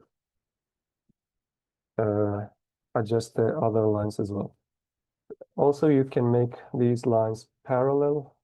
Before moving on, we can also make two circles equal as well. So for example, this circle and this slot can be equal, or this line and this line can be equal, so it will be a square. As I said, you can make the lines parallel if they are not. For example, these lines are not parallel. You can make them so. These two lines can be parallel, like so. Then perpendicular, very easy command. These, for example, while creating a rectangle, that constraint is automatically applied here using these commands, or you can apply perpendicular command manually using selecting two lines and going to perpendicular. It will make the angle between these two lines 90 degrees. Then fix, unfix. For example, if you have this ellipse or any other kind of sketch, and you don't want to add dimensions for it to make the sketch fully constrained, you can go and select this fix unfix and make this ellipse fixed. So if you whenever you accidentally move other lines, this ellipse cannot be moved because you have fixed in the space. Midpoint command is going to snap the point to a middle of a line or an arc. So to demonstrate that, we can use this line. For example, if you want to this line to be adjacent with its midpoint, you can select the point and the line. So this point is always going to be in the middle of this line. If I adjust the length or if I adjust the angle of the line, it's always going to be fixed in middle of this line. Or you can also create that constraint while creating your line. For example, if you go over this line and go to around middle of that line, it will automatically snap to the middle of that line.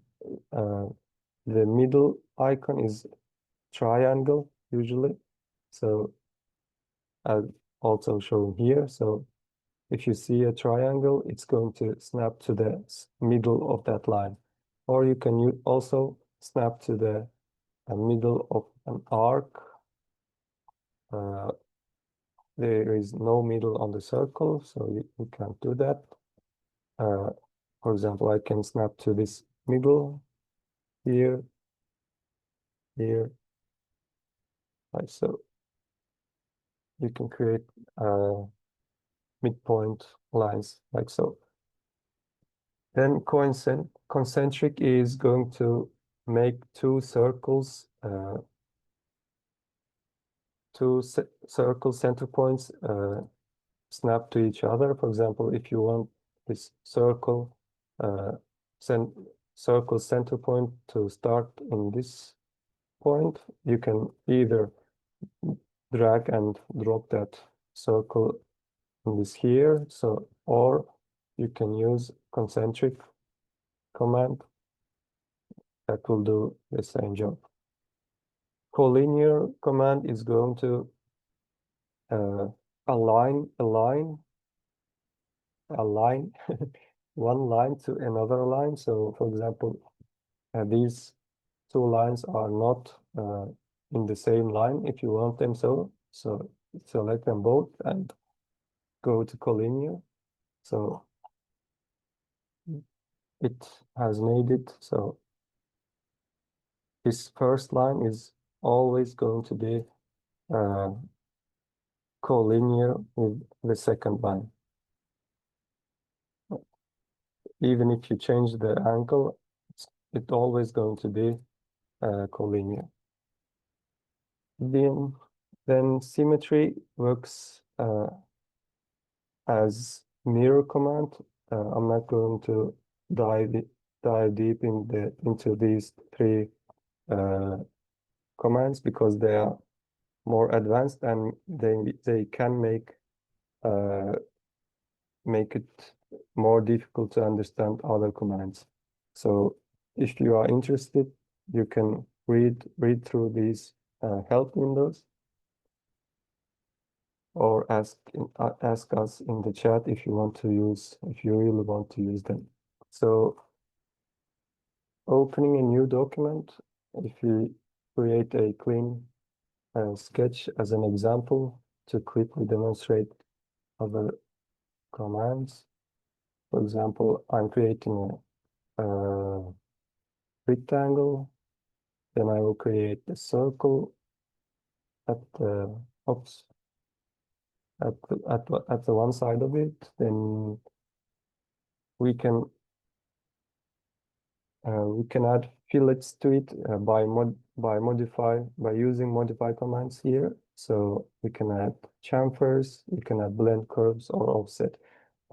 Most of these modify commands do exist in solid modeling window as well, and I would strongly suggest you to use these fillet and chamfer commands in solid modeling workspace, not in sketch modeling workspace, because sometimes it can mess up with the dimensions or any other constraints. For example, if I add my dimensions to this rectangle and make it fully constrained, I can say that it is fully constrained because this rectangle's sides are colored black.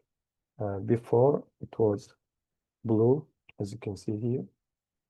Whenever I add a dimension, it will make it black, so you cannot move or make any changes to this rectangle. To make the sketch fully constrained, I will need to add more dimensions here. For example, I need to specify where this circle is located. I want it in the middle, so I'm selecting the center and the line, then go to midpoint.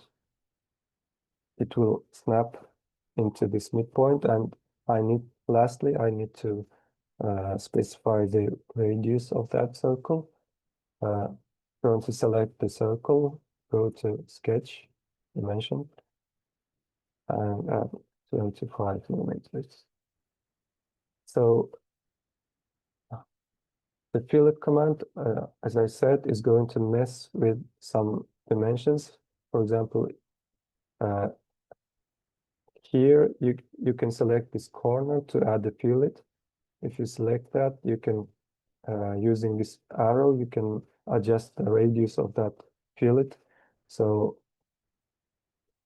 for example, 15 millimeters and enter. As you can see, these dimensions are in this construction point, are attached to this construction point, but it was in, it demonstrates this, the length of this line, this line, but the line doesn't really extend to all through that point. So this fillet messed up with that dimension. So I'm not really fan of using fillet and chamfer commands in sketch viewport. I would just create a solid first, for example, and use fillet in solid modeling workspace. That's more safe to use, and if you would like to, also you can also use that here as well. So here are chamfer commands. To use that chamfer command, you need to either select one corner you want to add the chamfer, or two lines that make that corner. So the chamfer command works like that. The next command is blend curve. If you have two lines which are not connected, but you want them to be connected with a smooth curve, you can use blend curve command. For that, select the command and select the two lines that you want to connect. The command is going to create the smoothest curve that is possible between these lines in this angle. So this is basically a spline command with only 2 points. You can also adjust the curvature of the newly created curve using these handles. And the next command is offset. Offset is used to create a larger or smaller copy of the already created profile. For example, if I select this profile here, I can create a copy, a larger copy or smaller copy of that rectangle, or I can create the copy in two sides as well. So if you want this box to have some thickness to it, you can use offset command like this. And these options make the newly created offset match the topology. For example, pay attention to this corner. If I lower this, let me do this. If I go further inside, this line is going to be lost because these two lines are going to be intersected and this line is going to be lost. If I check this option, it will limit the offset length until this line disappears. So you cannot go further than that. So if you want to limit the geometry, you can check this option, or you can uncheck and you can offset more with more distance. So you can also specify distance here manually.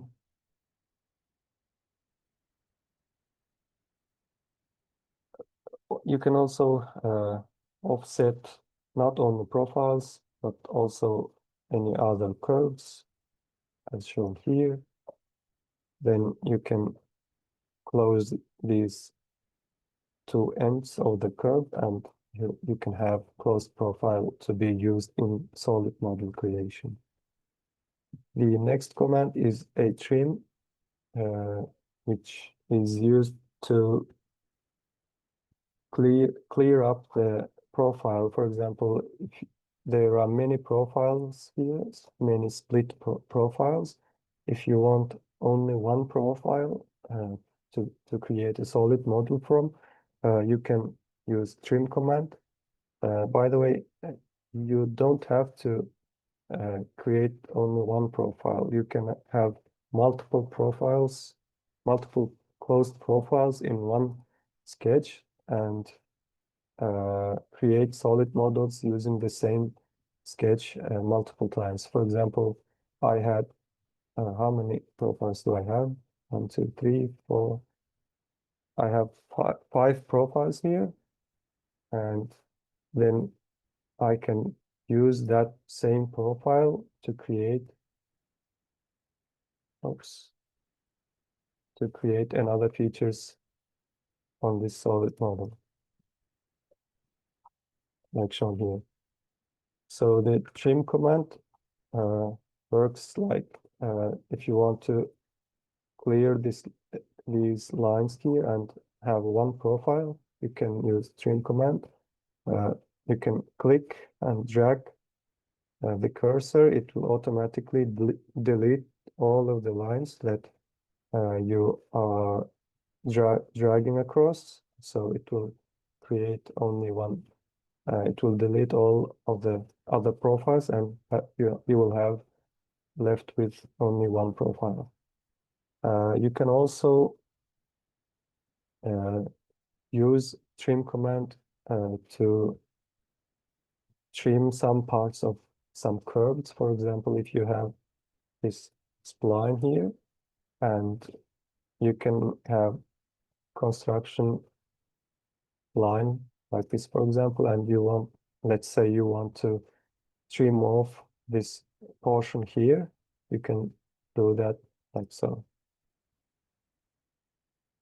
So we have deleted this portion of the curve here, and the curve had two parts now.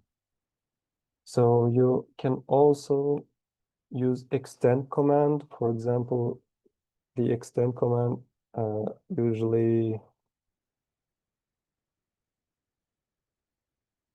used to complete the sketch. For example, if you have this type of line here that is not connected to anything, you can use extend, and it will extend it until it finds anything. So I can extend once more, so it will extend that line until it reaches this line.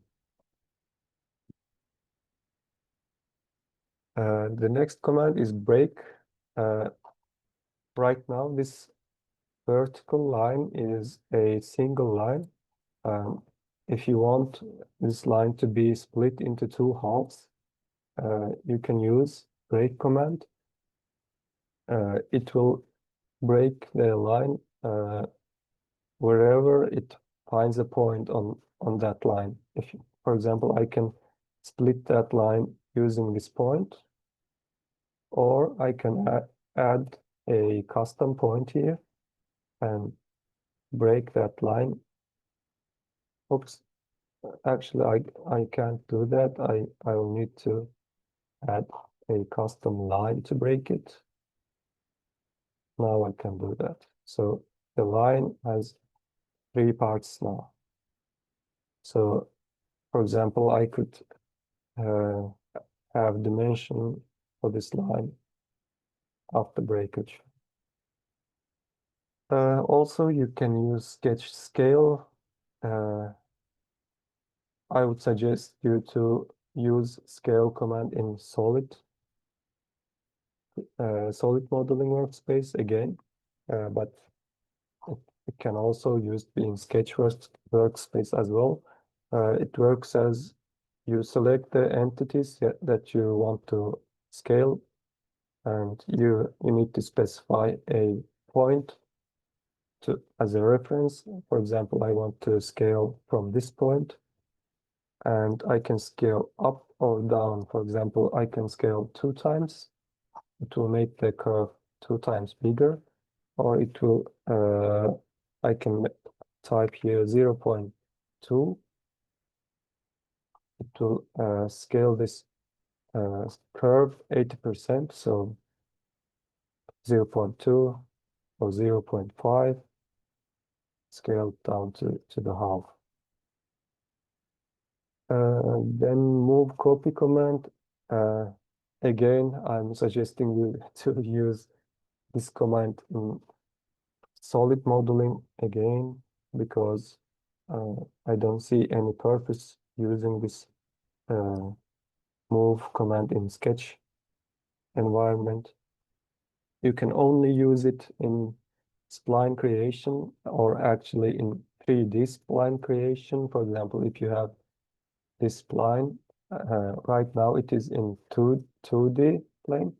If you want to make this spline in 3-dimensional curve, you need to go to move copy command and select this point. And you can, using these arrows here, you can manipulate the curvature and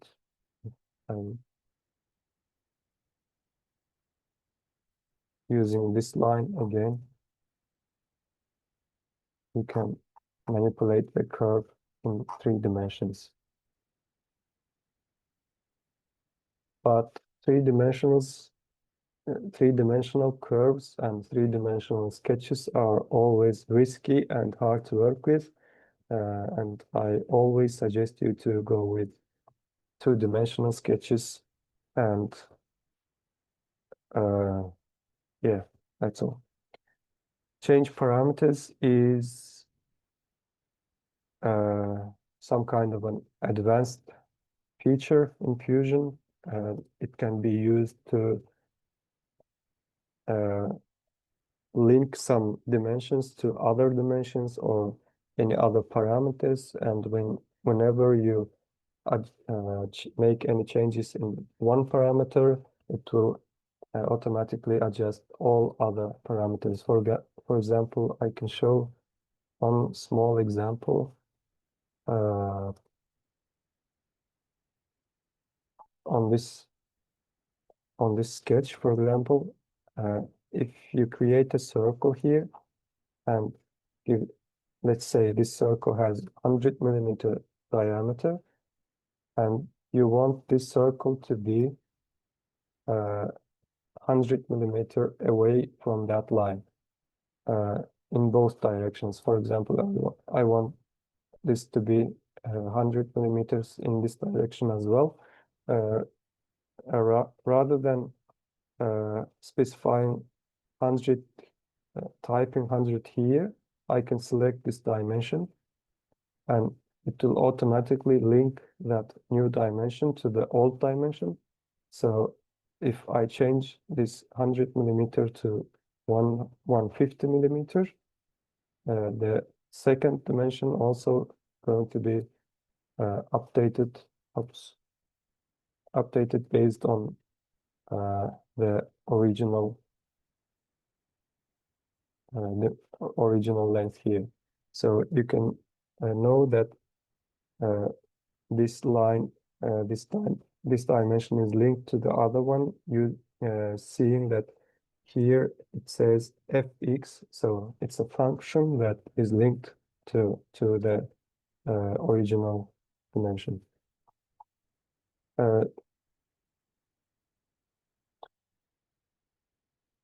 Anything other to add in the sketch environment? Okay, I think that should be all. Using the sketch, you created sketches, we will be creating solid models or surface models, and these solid model creation commands are going to be introduced by Mehmet in a few minutes after maybe a break. What do you think, Mehmet? We can give a break. We should give a break, but I think it can be a lunch break too. Yeah. Mhm. Yeah. Yes, I think maybe that's would be good to do a little longer break now, given that we went through quite a lot. Once I saw a few comments that I think some people want to digest it. Does that work for your agenda? Yeah, okay. We can have a break and you can ask your questions in the chat and Q&A window. We will be also answering that in the break. So yeah, see you after the break. Shall we do 30 minutes? Is that okay for everyone? Nice. Okay, let's do 30 minutes so that I know none of the attendees have listened patiently. So we will be back then in half an hour. So that's again in UK time, that's 12:30, whatever it might be in the corresponding time zones. So thank you again for all the attention and the questions. Are we all here? Okay, let's start with another part, and this part is the 3D modeling part. We will going to be learning and using, creating solid, modifying, and assembling, and some plain commands. So let me share my screen. So.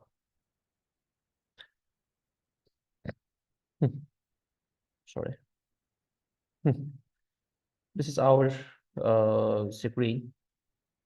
And after learning the sketch command, we will going to use sketching here, but I will be just quickly sketching and continue with the commands for the solid commands. So let's start with in here. As you can see, we have creating space. This is the part that we creating solid models. And we have automated modeling in here. We will not going to be talking about this today. And we have a modifying commands. These commands are the modifying commands that we created with the models with create panel. We are modifying with this. And then we have assemble comments in here. Assemble comments in here is the parts that we finished, and after that we will assembling. When we will assembling, we are using these commands and configuring and construct plain commands in here. And then we have measure, section analysis, radius analysis, the other analysis section in here, as you can see, and we have insert commands in here. So let's start with using extrude commands. In here, before extruding, we need to create something that we will going to extrude. So I'm using a sketch for that. And sketch is actually something that we are drawing in 2D, in 2 dimension. But after that, we are creating 3-dimensional solid models with 2-dimensional sketches. So I need to start with drawing something in here. For example, I want to make a cylinder, and I'm just I'm using with circle command in here and drawing a circle. After that, I'm saying finish sketch. And then as you can see, I have a part in here, and let's start with extrude.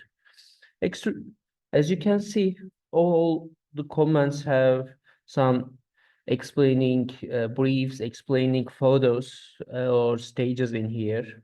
In extrude, we can see that it's explain itself like add step to open or close sketch profiles or faces.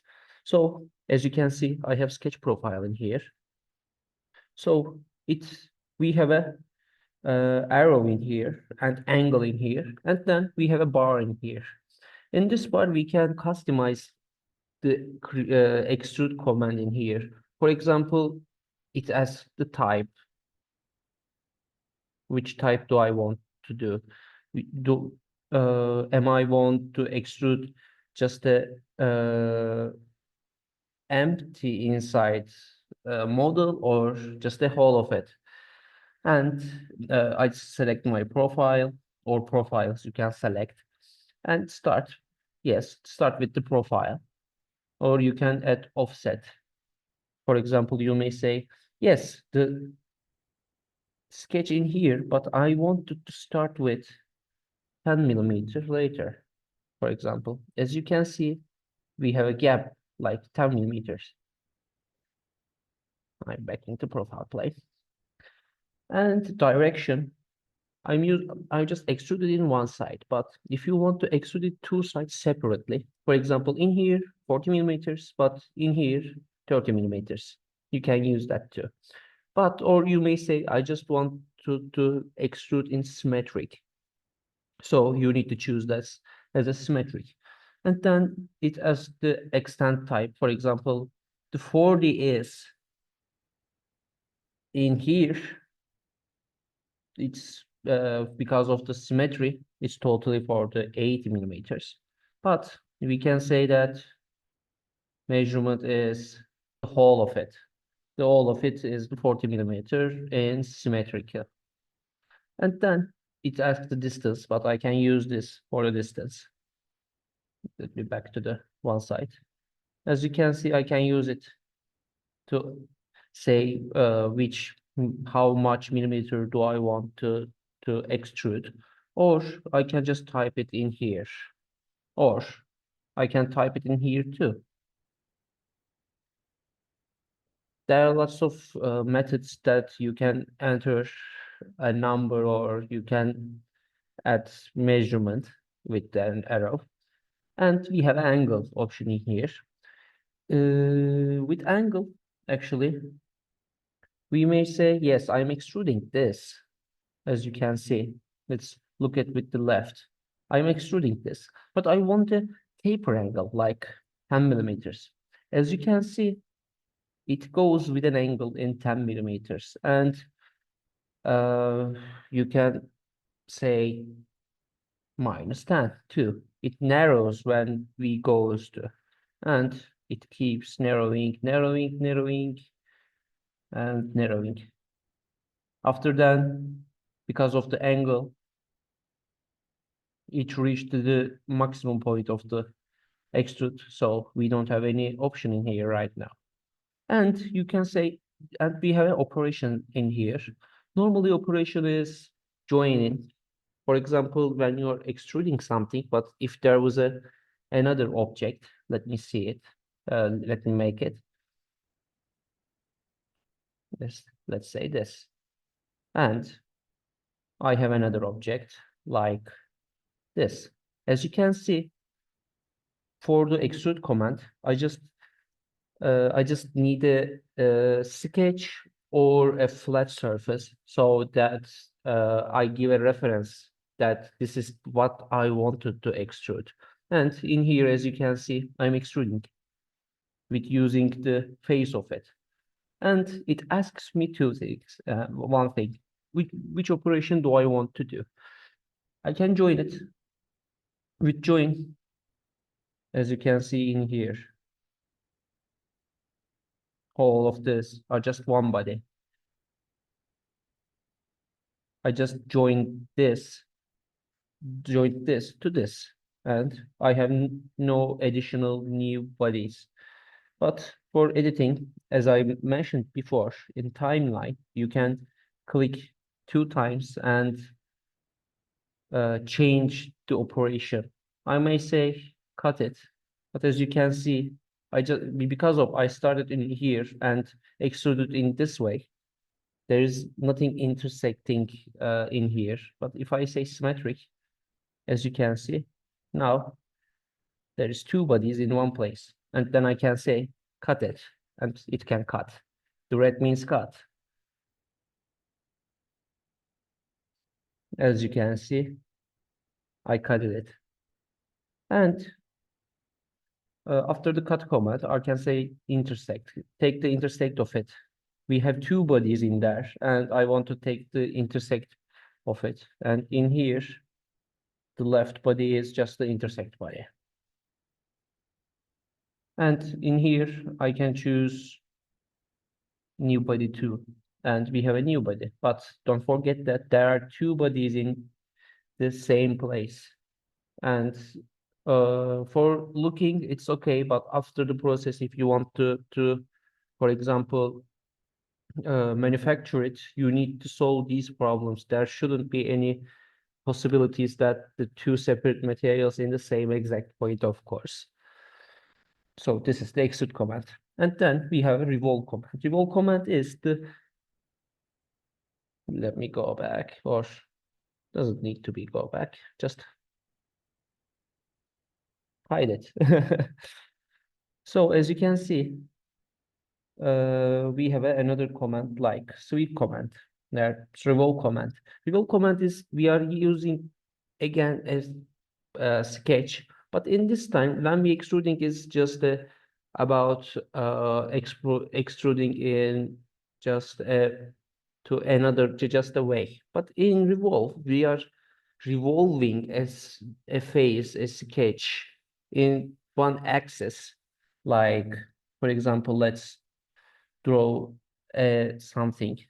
I'm going to, for example, making this oil pouring plastic part, or like this. For example, I'm opening a sketch, and I have a reference photo actually in here. For example, I want to do this. Simple, geometric, revolved object. I am insert a canvas in here, and it asks me where do I want to take them. Where's fusion? Yeah, in here. Yes, I want that.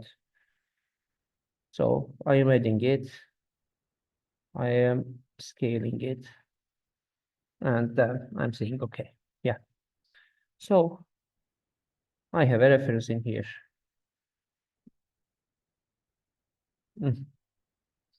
So as you can see, it's like the middle of it is like in here, for example. And I have a section in here.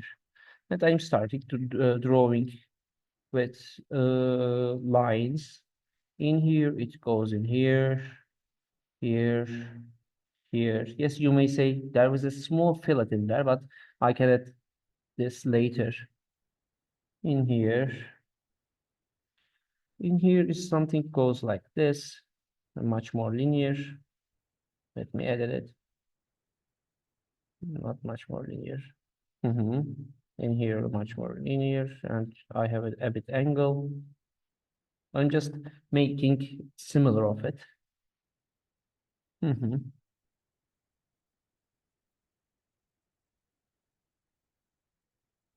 then I have this, for example.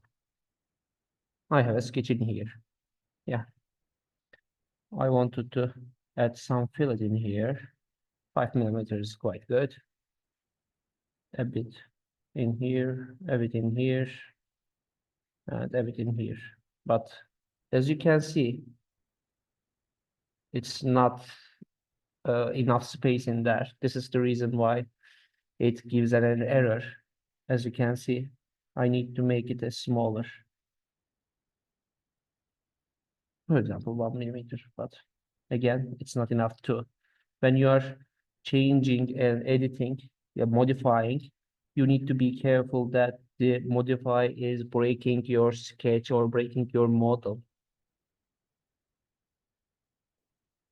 I'm not entering right now. So in here, I have this model, this face. After finish sketch, I am choosing revolve, and I am selecting this face, this profile. Yes, it's selected, and it wants me to select an axis. The axis could be an X, Y, and Z axis, but it also could be a plane, line that we drew, just I drew in this line, then I am saying that use this. And it revolves in 360 degree. But if I want just a half of it, for example, I can change it. Let's say, yes, rotate it in just an half of a circle. But I don't need that one. As you can see, I just created this with using revolve command in here. And also I have sweep command. Sweep command is, we have two indicators in that. The first one is the sketch that I want to sweep, and let's close it. And I don't want to see the canvas anymore, so I'm closing it. For example, actually I don't need to draw another new one. For example, I need a pipe for this pouring plastic part. So with using a sweep command is, you have one face, one sketch, and you are using another line as continue saying use this sketch for whole this line, and it keeps following this line and creates a body for you. For example, in here, I'm drawing a line that I want to make a pipe. I have this face. I will start with using this face and say, okay, I'm projecting it, and it gives me the, as you can see, it gives me the midpoint of it. And with using this, I am drawing this in quickly. For example. And then, as you can see, I am choosing sweep. It asks, it wants to enter a profile, and this flat face, I'm selecting this as a profile. And then I need a path. For the path, I'm using this one. And as you can see, it keeps going along all the path.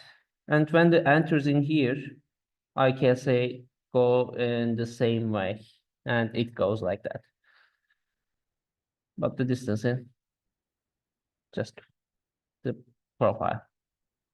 And I can add taper angle again in here. For example, 10 degree. It's a long profile. This is the reason why it's coming this big. Or I mean just 1 degree. And twist angle. For this, twist angle is when you sweeping a face or sweeping a sketch, it twisting it. But when I'm working with a circle, the twist angle may not work. It's working because I just added a taper angle, so it's a bit changing. But as you can see in here, just the finishing part of it is changing. And orientation, it asks me, do I can change the orientation of the face along the this path, or do you want this just a parallel?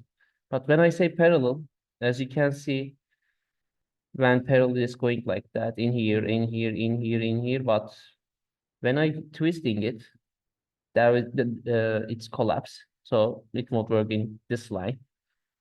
And it asks me the operation. What do you want?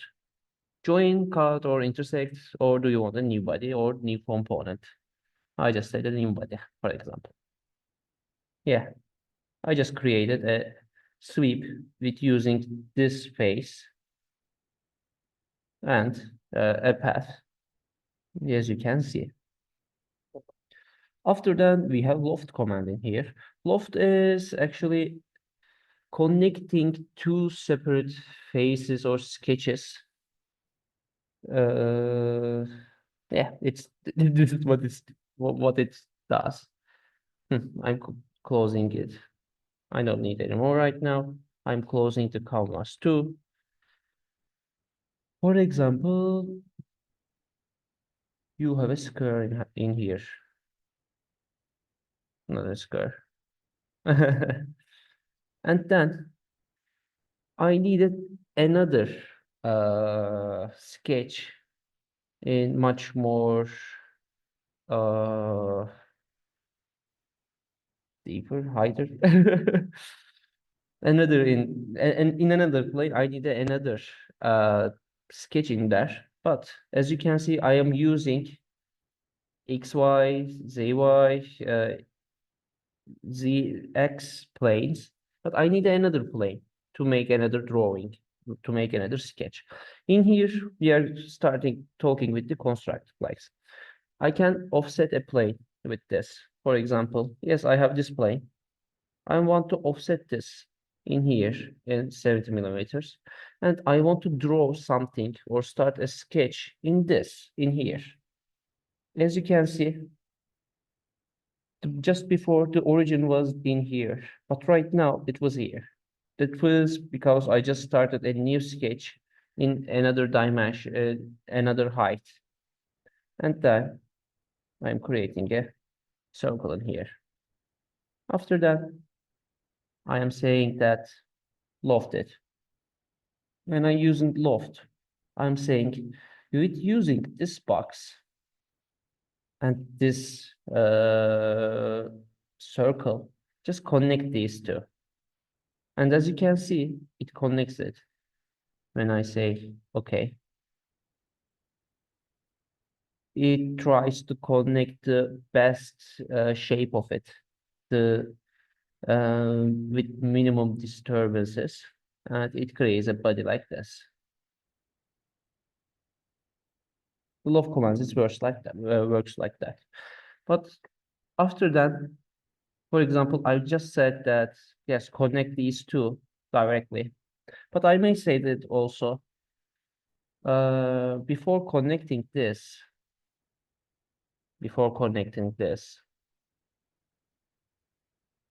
in here,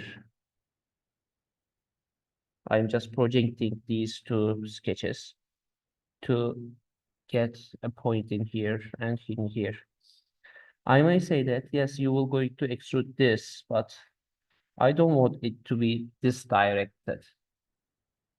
But as you can see, this is not touching to it. So I need to make, where does it touch? I need to understand where does it touch. As you can see back, in this point, it touches in the same plane. So I can use this as a reference.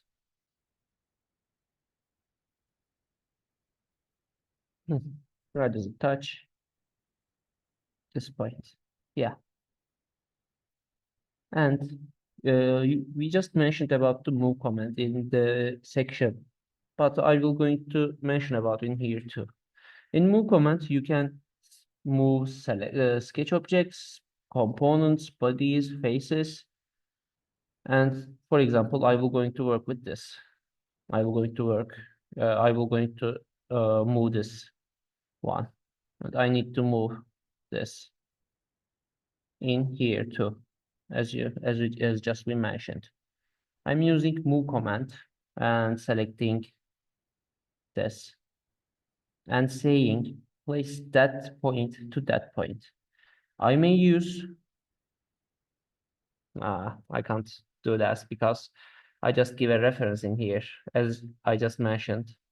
I projected and I said snap to these points, and it snapped it. So it's the reason why I can't change it right now. So what can I do is selecting this selecting this one, this project, this point, and breaking the links. But it may take time and break your sketch integrity. So I'm just making it like another plane in here, which can touch in here. Again, offset plane, and it asks me to where.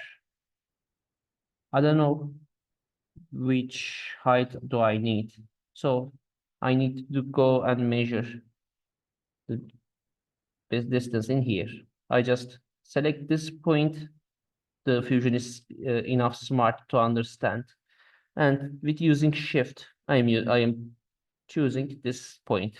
And it says me minimum distance is 40 millimeters. Yeah, now I get the requirement to offset a plane. I am offsetting in 40 millimeters. And I am creating another sketch. Now I am using this for projecting. I am using a shortcut in here, but as you can see when you project in here, we have a P, and this means that was the shortcut of it. Okay, and then with looking in here, I'm connecting these two, for example, and then try again loft this once, but use this as a rail. As you can see, it connecting, but with using this rail, the shape is changed right now. Then we have this shape.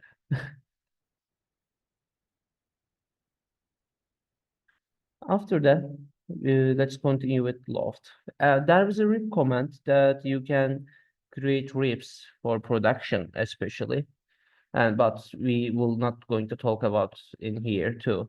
And web command with using, as you can see, with using a sketch, you can create webs inside of the objects.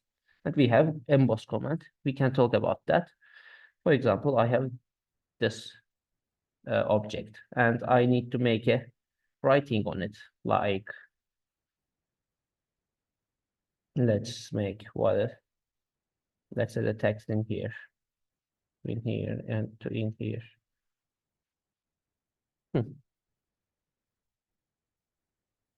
For example, let's say Fusion on it and finish sketch. After that, emboss.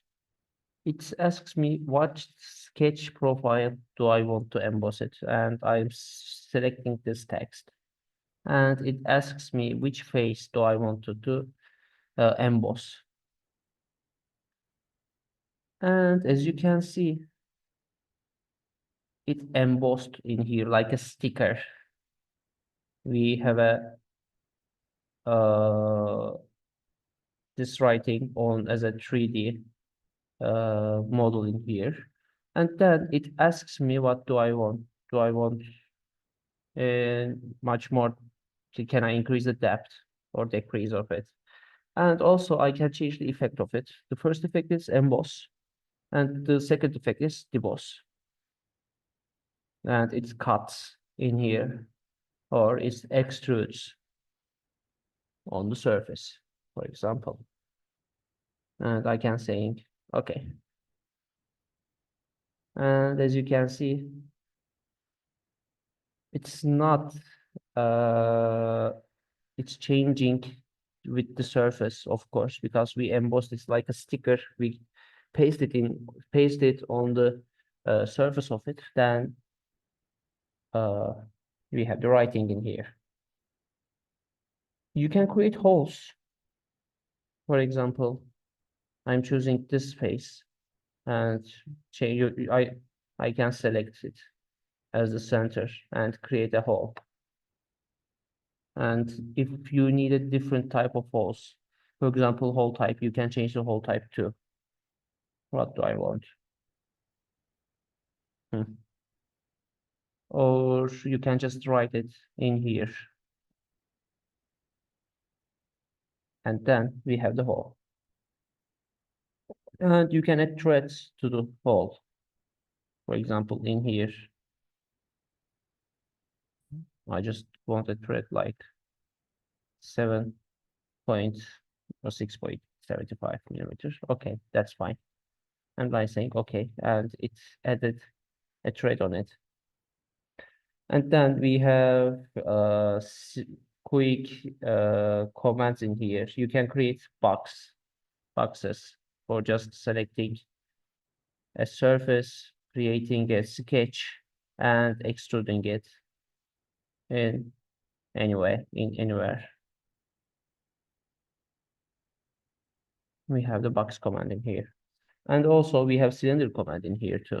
And it asks me to select the face or plane and drawing a circle because the cylinders start with a circle. And I'm extruding it, but I don't want to join it. Or I just wanted to cut it, and it automatically becomes a cut object in cut command in here. I can create torus, foil, and pipe too. Or I can create patterns. As we mentioned pattern in the sketch command, the pattern is working in similar in here, but we have different options right now. For the rectangular pattern is a 2D pattern that you need to choose which side, what do you want to add, how many, or you can change it in here.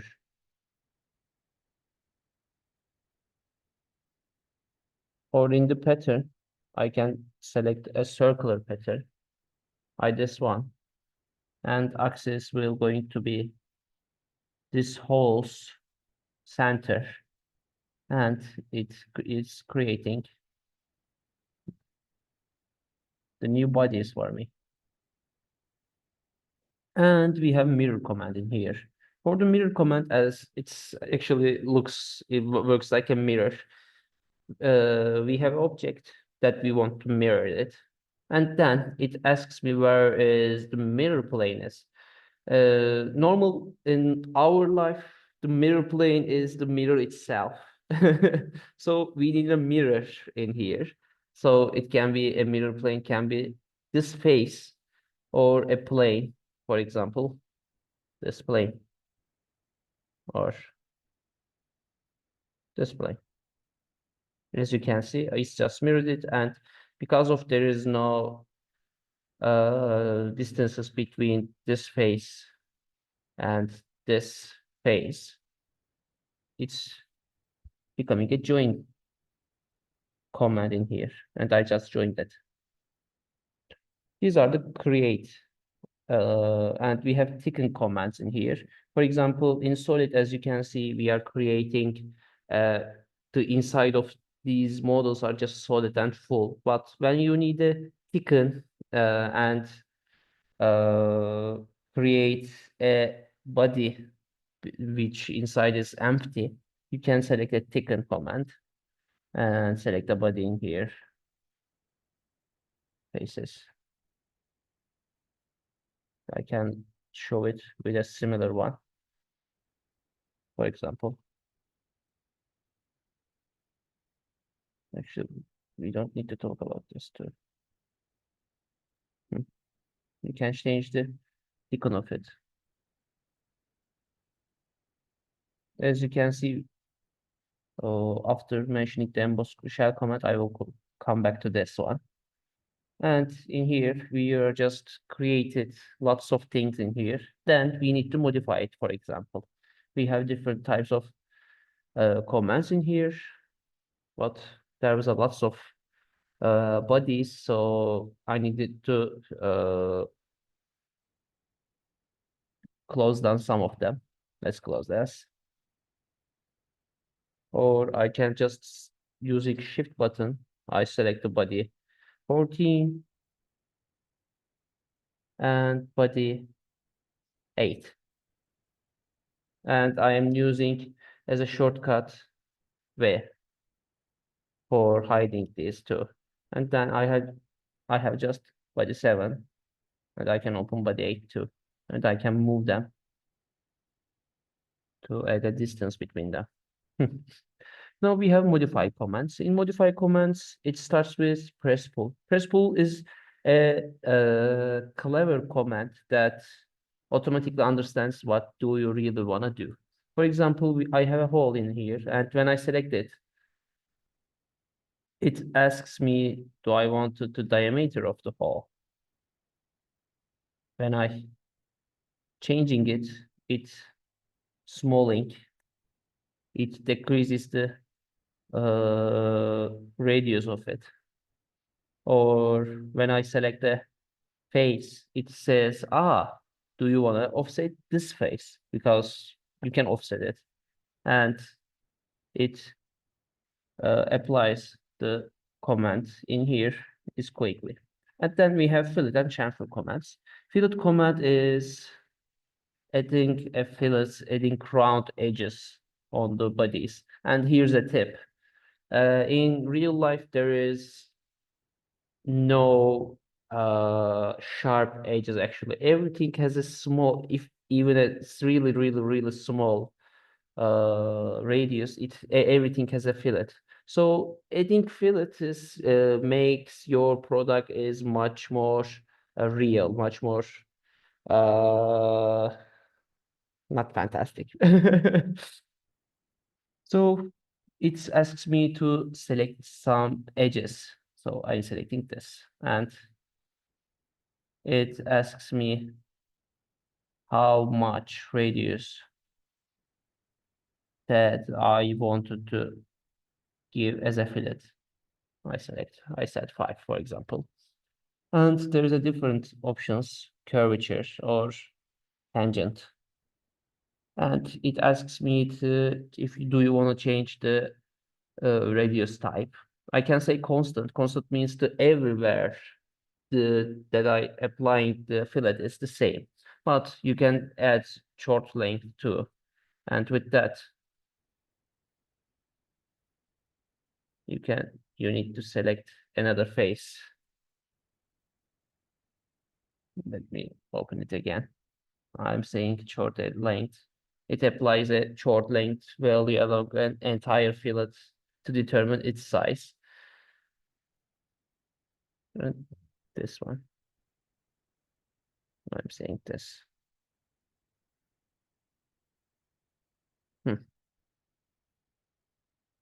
Closing this.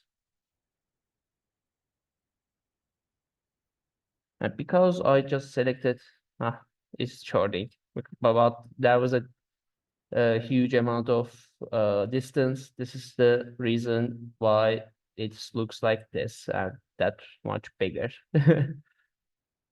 And in field command, I can say variable, for example, in this one. Actually, not this one, because it's a circle and variables makes a bit different in here.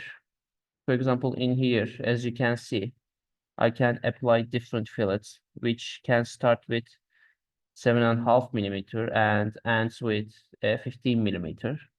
It's big, it's increasing along the way. So you can select edges and also you can select faces too. To add degree. Yeah, it's now good. And you can select faces too, which applies every edges that this face touches. For example, I say 5, and it applies to every edges. It's connected with it, and I said okay. This is the fillet, and we have chamfer in here. I'm continuing with this part. In chamfer, fillet adding round edges, but chamfer adding an angle between these surfaces. This is not a fillet. There's a difference between them, and I can change it if I say two distance, for example. It smooths the changes between the surfaces, but as you can see, it's not looks like a fillet, and it has a sharp edges too. For example, in here, I just wanted to add this one and this one too, but I want them equal distances. And then I'm saying, yeah, 11 millimeters. And then X is actually the corner type. As you can see, I have corners in here. And the corners can be a chamfer or a meter. Why it doesn't change it?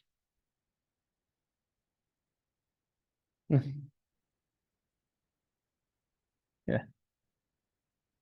Not two distance, equal distances. And for this corners, I can change how it will going to be look like. It should connect three edges. Like select the bottom edge as well. Normally, Dikey çizgiyi yeah, seç. yeah. Sorry for that. Okay.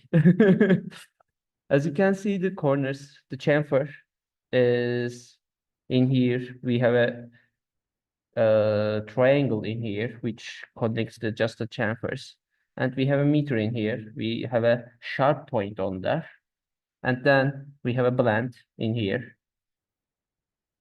With your design and your requirements, you can change them too. And then we have a shell command in here. The shell command is working like it makes empty in it. For example, it's actually full of inside, but I need this, for example, in here empty, and I am shelling it. For example, saying 2 millimeters. It means the wall in here is 2 millimeters, and then it asks me to inside or outside. When I said outside, it is adding a wall to outside of the object, and we can say both 2 millimeter and 2 millimeter. We have a 4 millimeter wall in here. And we have a draft in here, which is, I'm not going to mention in here too. And then we have a scale. In scale, as you can see, we can scale the objects too, as that the Bazar mentioned how scale works in Sketch. But that was the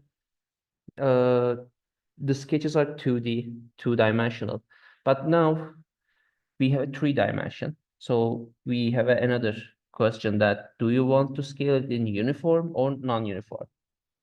For example, in X scale, I want to do half of it, 0.5. But for example, in in Y scale, I can say that 0.4. And for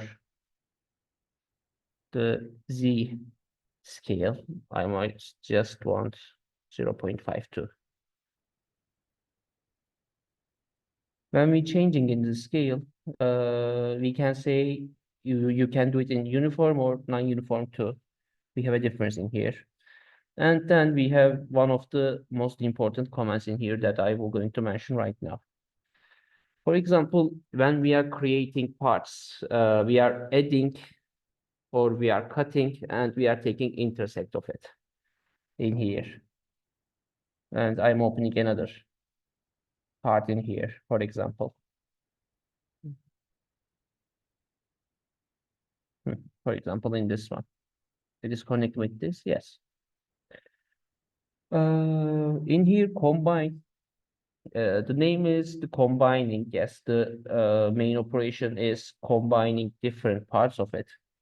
Yeah, I can join it, and then these two separate bodies becomes a one body. As you can see, these are just body 7 right now. Or I may just say, don't join them. Just use this. This is the target body, and this is the tool body. And I wanted to cut this target body with using tool bodies. And then it cuts like this. Or I may just use another command to take intersect of it, of these two bodies. And one additional information also is when you cutting, for example, we have a tool body in here. But Fusion thinks like that. When you modeled this tool body just for using in this job, and after this cutting operation, I will going to delete or remove this body. But you may need this body in somewhere else, or for using as a reference. Then you need to open keep tools and saying, yes, use this, but keep that tool in here and don't delete it. As you can see, it keeps in there, but makes the cut object in here. And then we have offset face. As you can see, before we mentioned in the press pull, you can offset faces for changing diameters or changing lengths of the bodies in here. And then we have split face commands in here. For example, but before splitting, I need a reference. I need a, for example, when we select split face or split body, it asks me, yes, body to split. Which body do you want to split? For example, this one. And then I need a splitting tool. The splitting tool can be a surface face like this. For example, this is a flat surface. And I'm saying that use this flat surface. I choose this surface and cut this. It can, we can cut command in here in this way. But if do you want to cut in a different shape of it, for example, like this. I wanted to cut in this way. And after selecting my body, my splitting tool is this surface. And along this surface, it cuts the body. And as you can see, I have different bodies in here.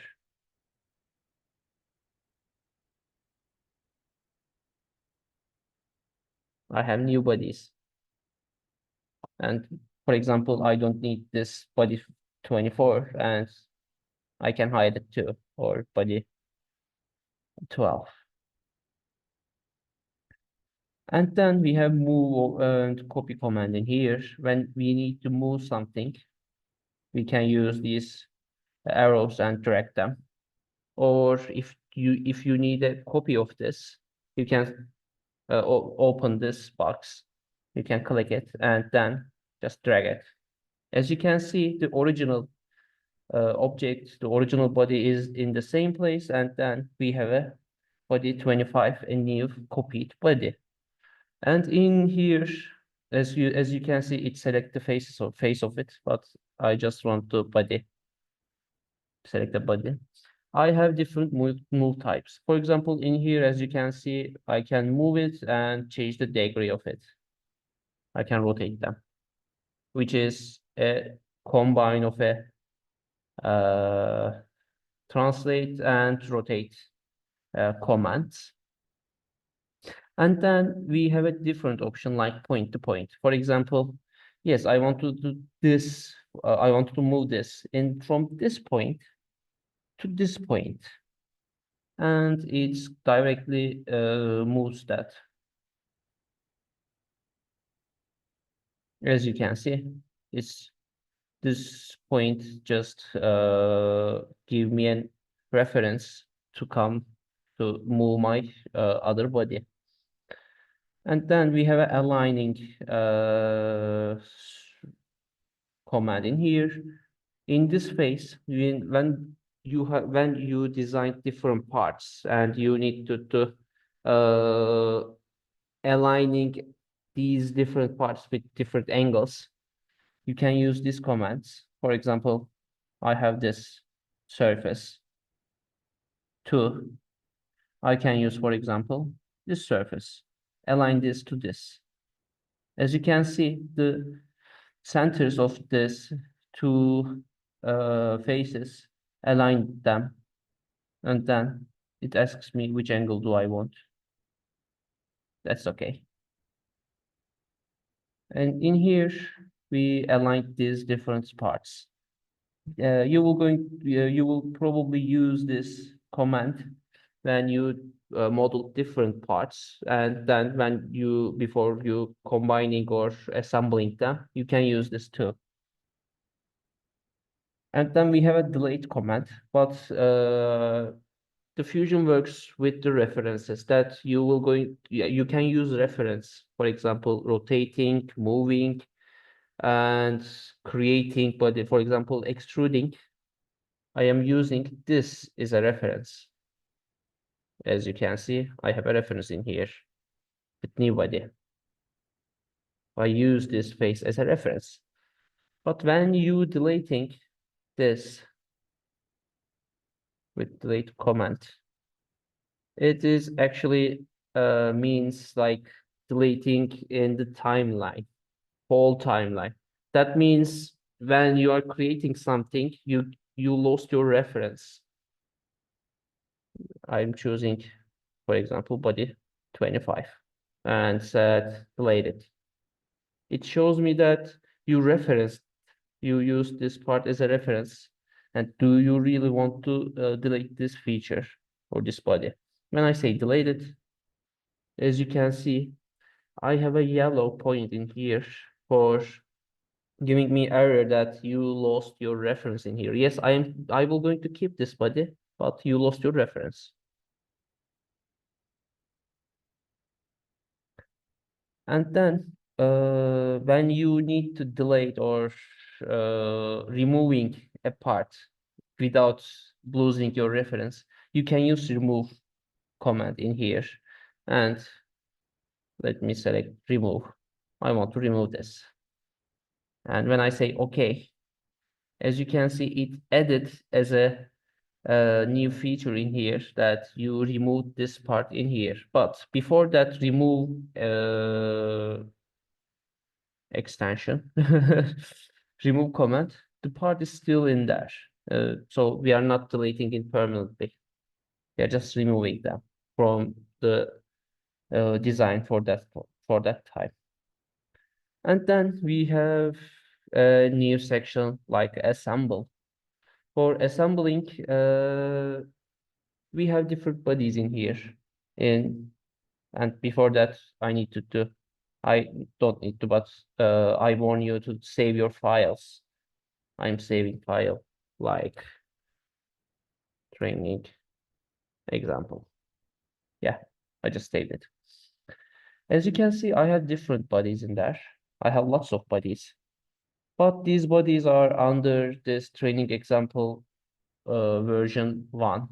And I needed to make these some of the bodies as a components so that for different components I can create joints with them. Yeah. Create bodies, create components, for example.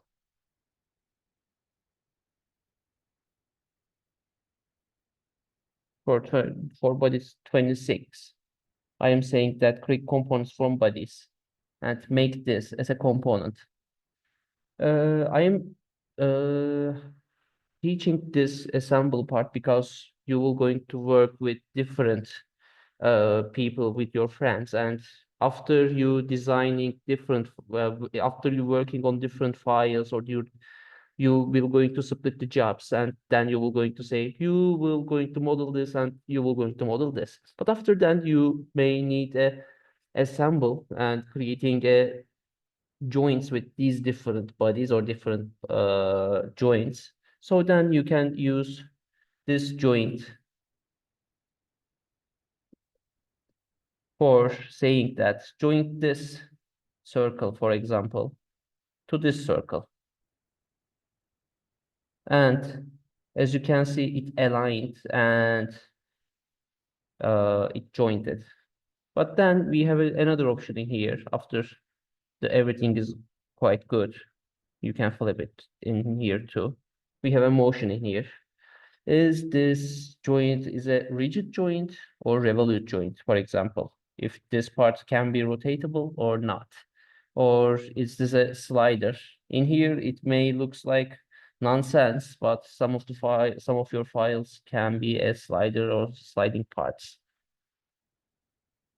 And we have a different motion types in here too, but I want in here just a rigid body. Yeah, it doesn't move. So as you can see, we have another logo in here. As you can see, is in a relationships. We have a joints, and this joint is rigid one joint, as you can see.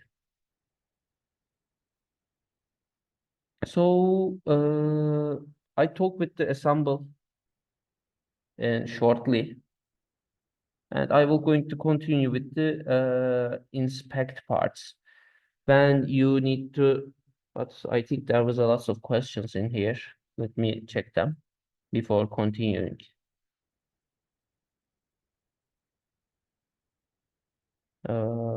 Why can't I see the chat box didn't opening. It's not opening right now. Okay. I think the questions right now are more about the upcoming competition theme. Okay, that wasn't the Some question. questions about Mhm. what it really is about. They are so we're excited. We're not revealing that today, but I think I do want to say there is a specific question because we're using the word green design in the promotions of this, and there's questions about what that really means. It's clearly a term that's used for often in building or architecture, construction type of things. And what we can say here is that this is not a construction competition. We're using Fusion as a platform, as you can tell by the training. So you won't be able to necessarily, well, we won't encourage any other Autodesk software use here. It's Fusion that you will use for the competition.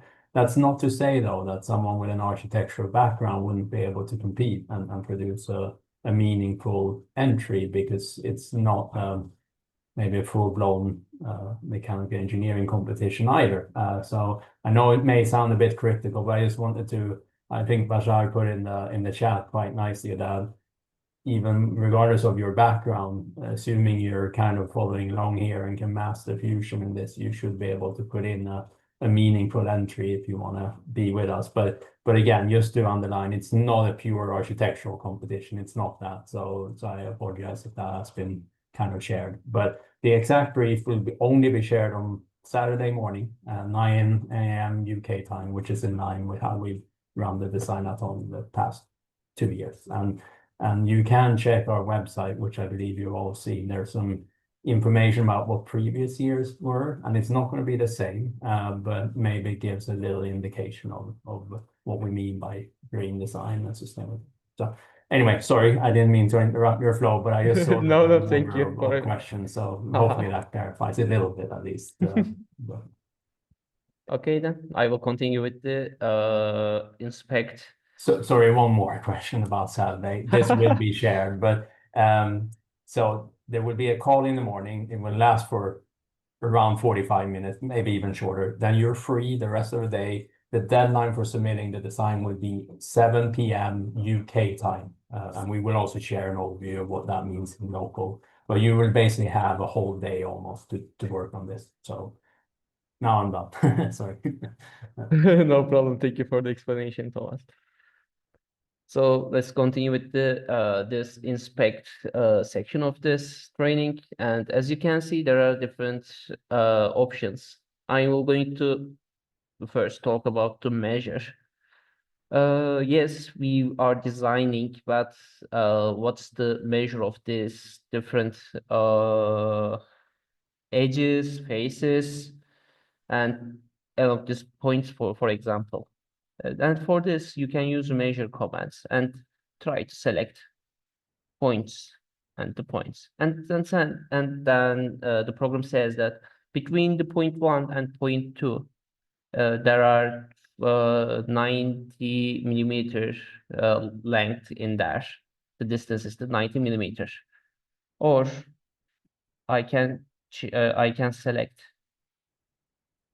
this circle, and it says me the radius and the diameter of it, with the position of the center point. For example, the circle center point is in X 175 millimeter, and it gives me this kind of informations for these measurements in here. But also, before using measurements, for example, for this edge, I can use just click and it says one edge and the length is 90 millimeters. For this short or basic measurements, you can use you can just select and look it with the left bottom part of the screen. And then, for example, in here and in here, there is a 100 close to 200 millimeters, as you can see. So you can use measurements like this type of to measure this type of distances. Also, which you can use is section analysis. So we are looking the objects outside of it, but when the things are getting complicated, you may need to look the inside of the products, inside of the models, to understand how is it connecting, how is it working, or what's happening in that. This is the reason why we have section analysis. And in section analysis, we will going to choose a plane or flat surface, and then we have a section in here. As you can see, I understanding that there was a hole in there, for example, in here. As you can see, I'm taking sections in there and understanding how it is works, how the inside is working in here. So for different part, for when you especially working with different bodies, and if these are inside of another body, you need to look inside. When you need to look inside, you can use this section analysis commands. For example, in here, I'm selecting this, and as you can see, the middle of the circle is the endpoint of this section.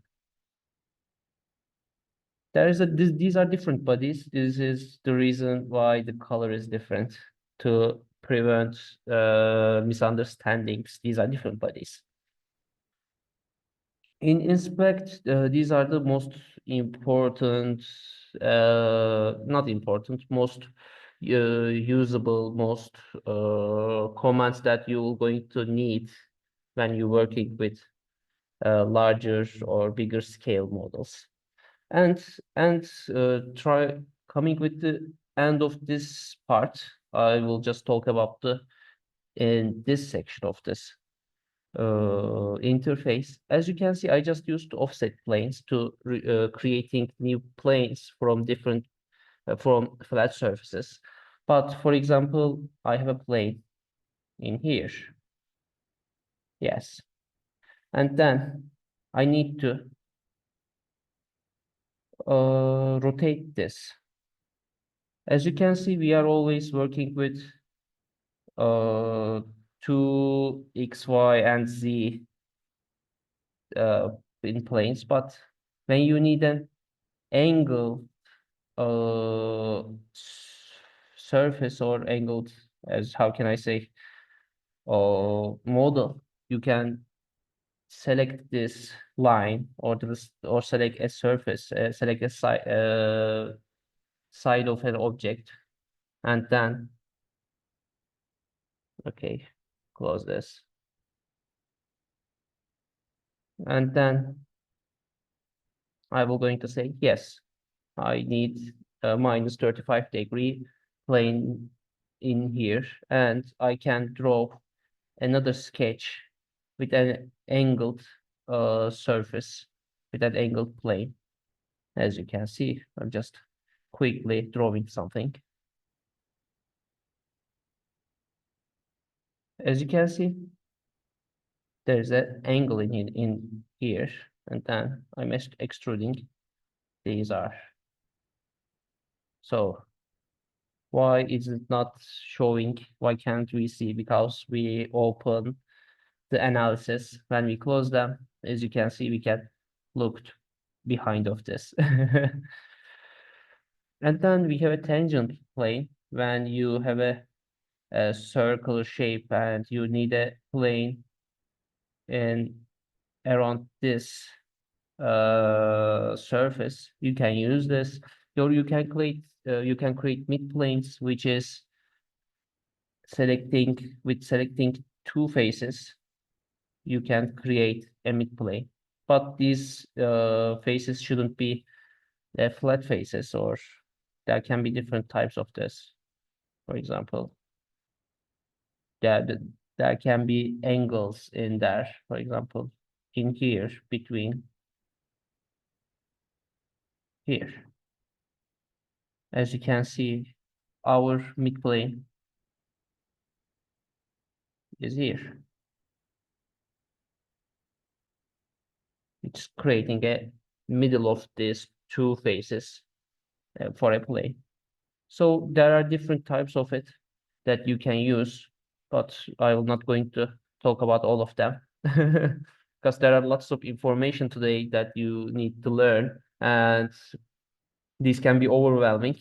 So we keep this short, but most understandable, the most comments that you need. Okay. Then we can give a break in here for 10 minutes, and then we will continue with another part of we will continue with the free form. As you can see, we have a create form, a free form in here. Then see you in 10 minutes. Great, thank you. See you in 10 minutes.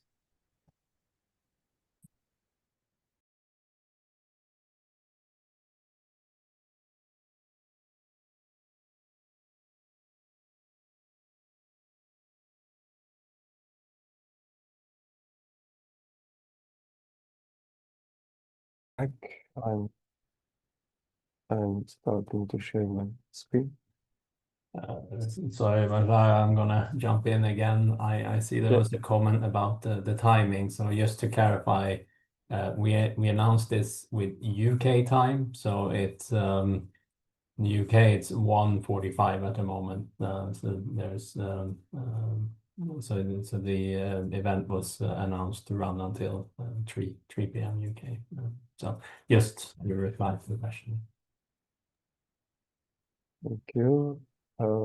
So to answer some of the questions, while you are waiting for the recordings, or you can find some training links in the chat as well. But one more thing to train is, if you go back to the home, like home projects of your data panel, and scroll all the way down, you can see that everyone should have this. You can see that Autodesk placed some training documents or samples here. You can open any of the projects here, and in these files you can open any of the files and see how those files have been designed. For example, this in the design samples project, there is an air fryer project. You can open this assembly and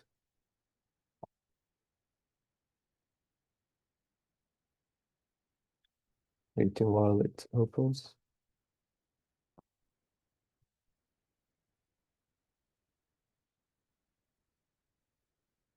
So there is a very detailed model of an air fryer, and you can see that some parts of it have been designed outside of this file, so that they are linked to another file. And if you go to one of them and right-click open, it will open that original file. And you can see that in the original file, there are more linked files to it. So you can all as well work in this method using this method with your friends, and you can also open this one. I'm trying to find an original one. For example, yeah, there is a timeline of this part and it shows how it was created. For example, you can go back in time and see the sketches, open the sketches, how it was made, and skip the time and what sketches do they create, where do they create, and what commands do they use to create this part. But these are a little bit too, these have too much detail, but I'm sure it will teach you a lot of things about Fusion. So, saying that, we will be moving to freeform modeling. Freeform modeling is a solid or surface model creation method that is used primarily in Fusion or Rhino softwares, and it uses direct modeling technique, which doesn't use any timeline. So any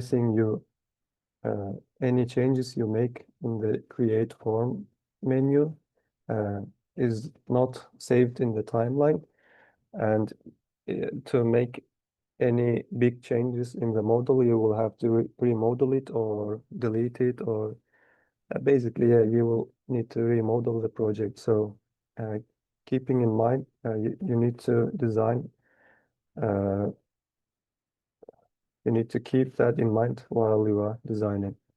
So when you click create form in the create tab, it will open completely a new window. So here we have some new commands to be used, and here commonly we don't create a sketch here, but if you wish, you can always create a sketch and use extrude, revolve, and sweep commands as used in solid modeling window. But here we primarily start by creating a primitive objects like boxes, cylinders, or spheres. Commonly, we start with creating a box. For example, if I click a box and select one plane, create a rectangle, we will create a box.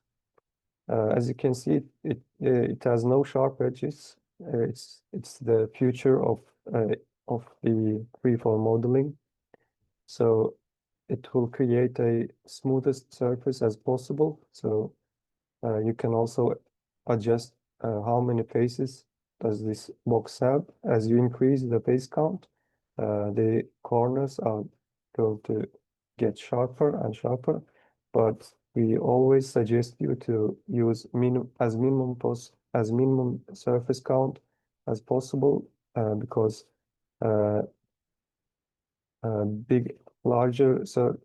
bigger surface count will make the model heavier, and at the same time it will make the modification of the model even harder.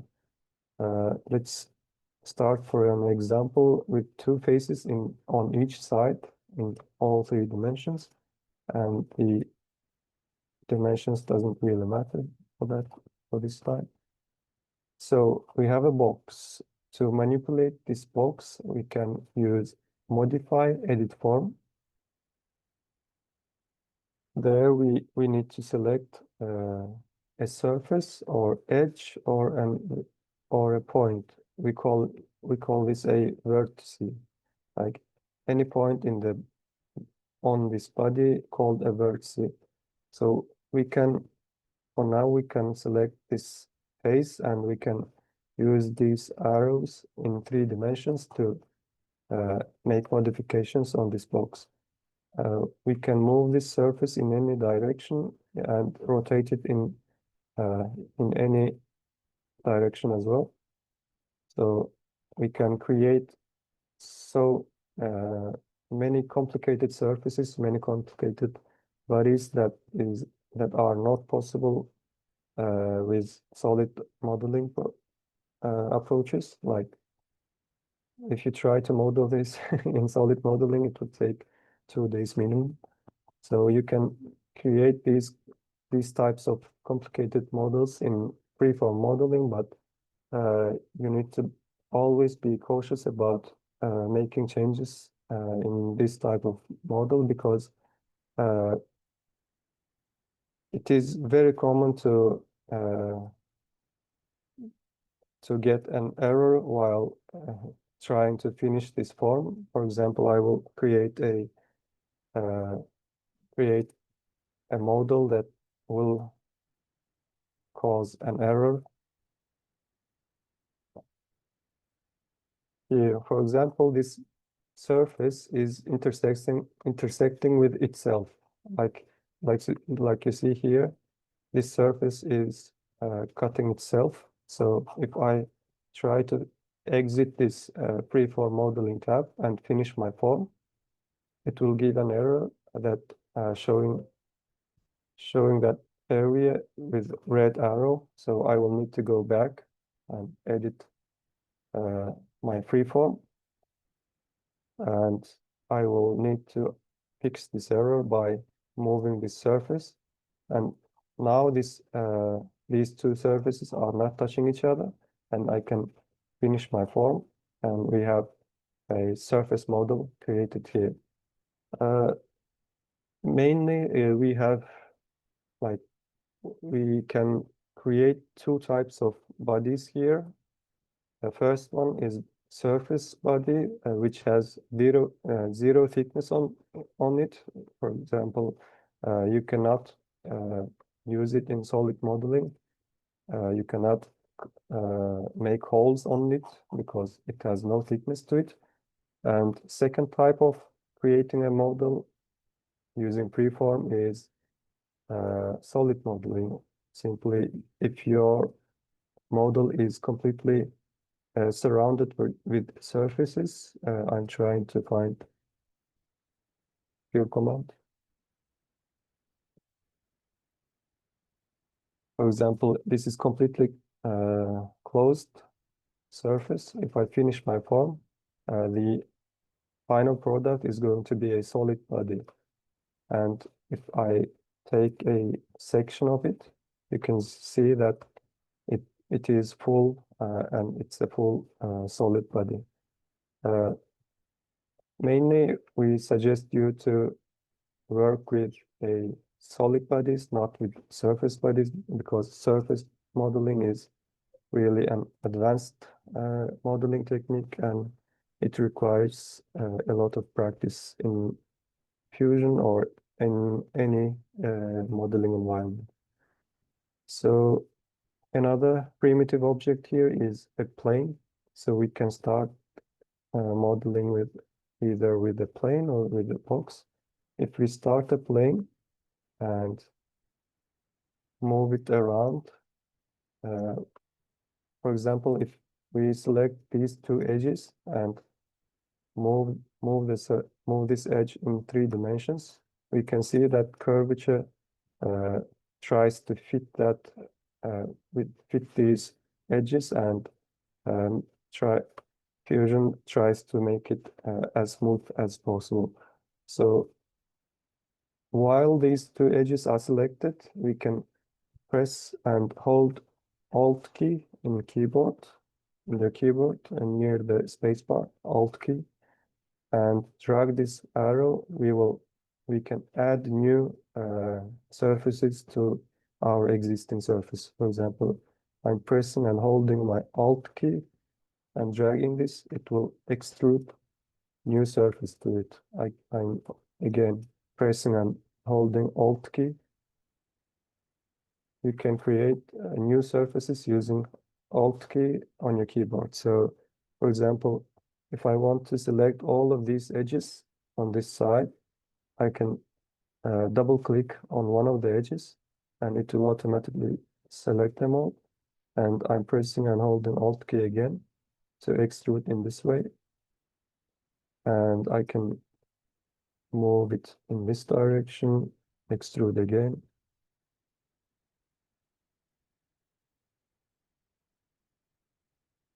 Like this. You can create models like these using edit form only. Like you don't need to select only an edge to extrude. For example, if you select this surface and again press and hold Alt key to extrude this surface, I can move it in 3 dimensions as well. So it will create a cylinder in the center of it, and I can select this one and extrude in the other direction as well. So yeah, it's up to your imagination. What are you going to call this? But yeah, and many of these commands are very detailed and very advanced commands, and I'm not going to deep dive into all of the commands, but the one command I'm going to explain is insert edge command. So as I said, we were starting with the minimum edges or minimum faces as we could. So while we are editing the file or editing the model, sometimes we may need some more edges to control the surface as we like. So to do that, we will need to add extra edges to it. So for that, we have insert edge command. After selecting insert edge command, it asks us to select a T-spline edge. I'm selecting this one or double clicking it, so it will select all of the edges around it. And it's showing us with this green edge where this new edge is going to be placed. We can control where it is going to be placed. It is only going to place the new edge between these 2 existing edges, meaning that on this surface, on this neighboring surface, I can place it in half, like in the middle of the next surface, or we could insert an edge in both directions as well. So we have now more edges to control, and I can, for example, I can select this edge and scale it down, for example.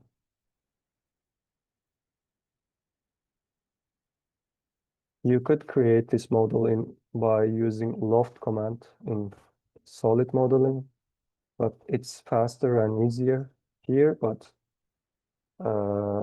it's not as precise as in solid modeling, because you cannot add any dimensions or any constraints in pre-modeling environment. So it's not a precise modeling technique, but it's fast and it's good for conceptual design. And in the edit form window, we have few more options to select. For example, we have selection filter. If you only want to select vertices or vertexes, you can select this and it will only allow you to select these points on the model, or you can only select edges if you like, or you can select all of them based on your choice. And another important thing here is a soft modification. For example, if this selection is unchecked, you can select one vertex and move it along like this. Fusion will automatically try to fit the curvature of the surface again, but with soft modification, it will affect more of the vertices around the selection area. For example, if I select the same vertex on this object and check this soft modification and let's say rectangular face count, and it will ask me to type any face count. For example, if I put here 2, it will affect 2 face counts, all of the vertices around this selection vertex. For example, if I move this vertex, other vertices are also going to be affected, and the model curvature will be more smoother, like, or you could, this is not a good example, but if I select soft modification on this object and select an edge this time and make the face count bigger. Oops. So as you can see, these red lines are going to be affected more.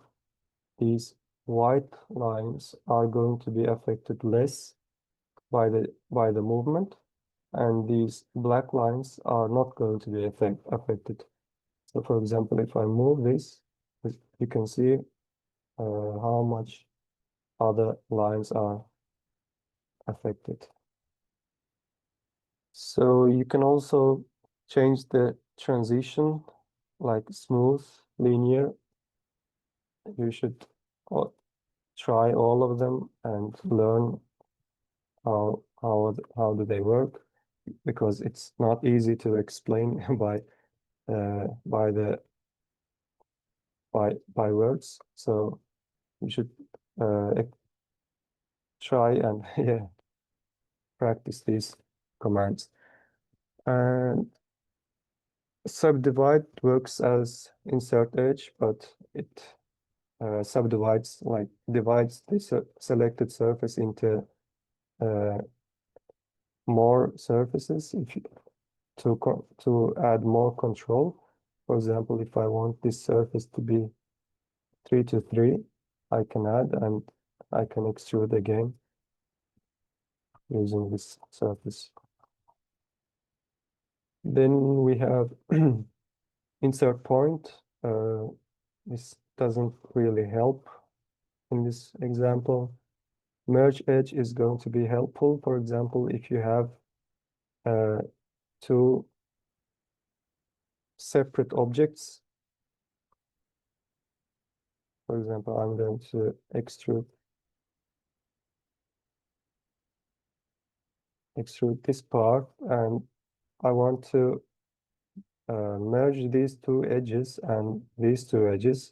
I can use merge command.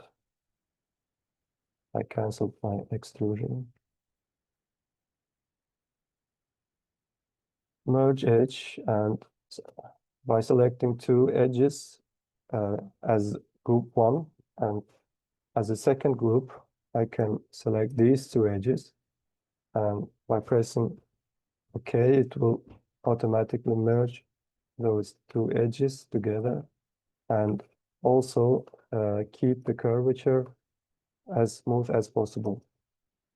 And another way of connecting to bodies is bridge command. Bridge works similar to merge edge, but it will add new faces between the 2 edges, because merge edge directly connected these 2 edges, but bridge is going to add new faces to it. For example, we can preview this. As you can see, it is adding new faces to it, and you can also control the count. How many faces is it going to add? Again, I'm suggesting you to use as less as possible. And yeah, also you can also add a guide curve that the bridge is going to follow. Like just like we used in loft command, but that's not convenient. Yeah, this bridge command is really helpful. And fill hole command is going to fill any holes on your design. For example, if I select this edge and delete this, I can always delete edges or not edges, but faces, and make some changes to the design. And if I would like to close this hole, I can use fill hole command like that. It will automatically create a surface that is most smoothest as possible. Then the other important command is, yeah, if you hover over the commands, it will again show help window. You can see the example pictures on it. You can open it and try them. Yeah, this crease command is helpful sometimes. For example, you may want some edges to be not curved like this, but sharp corners.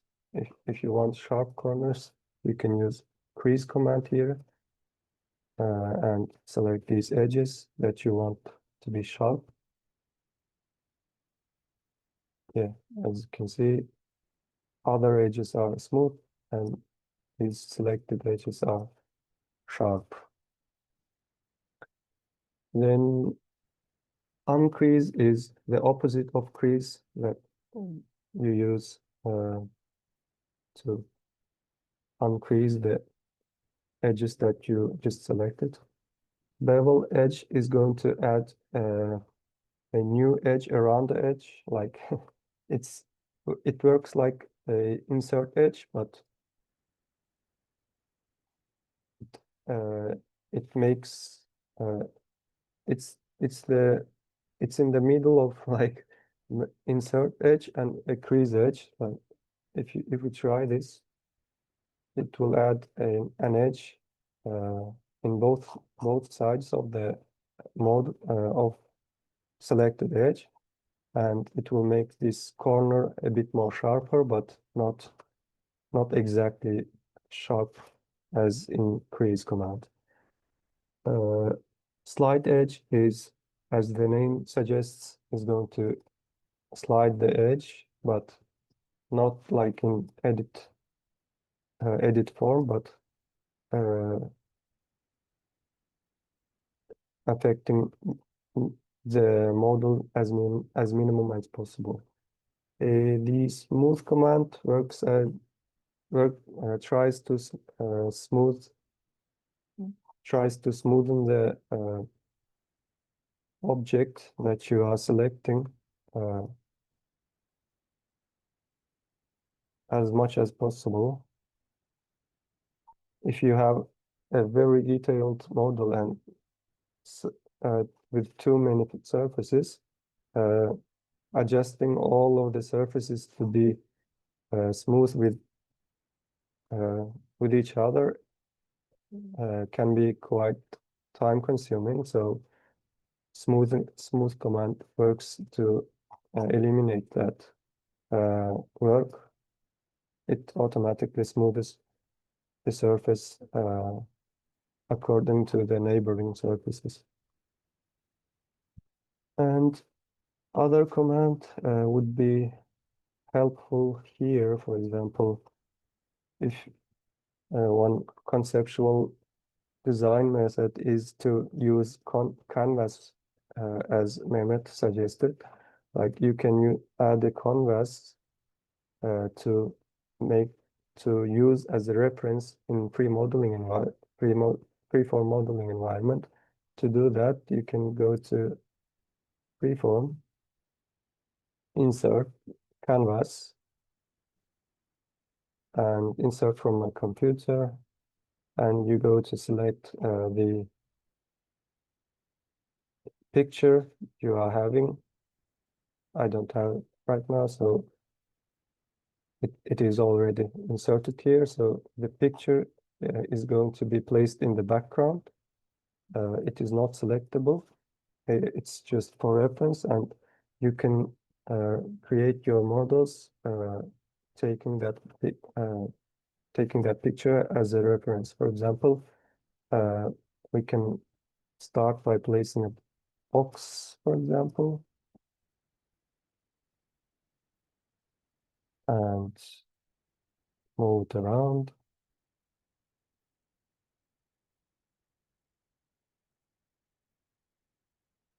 I'm going to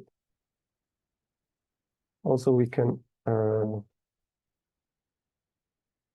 decrease the opacity of this canvas if I can find it. Where was it?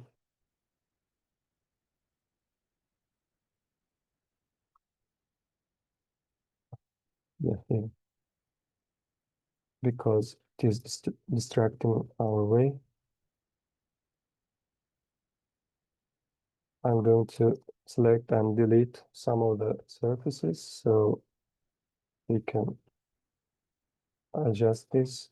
And these lines here, or this arc, help us to scale the object. For example, this arc here, little arc here, helps us to scale in the XY plane.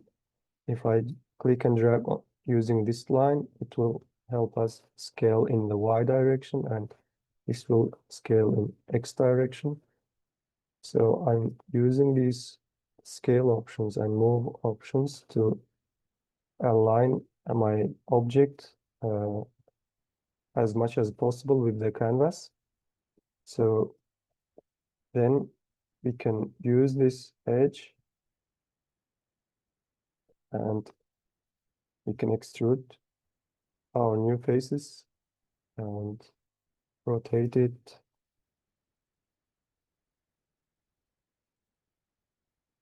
Scale it.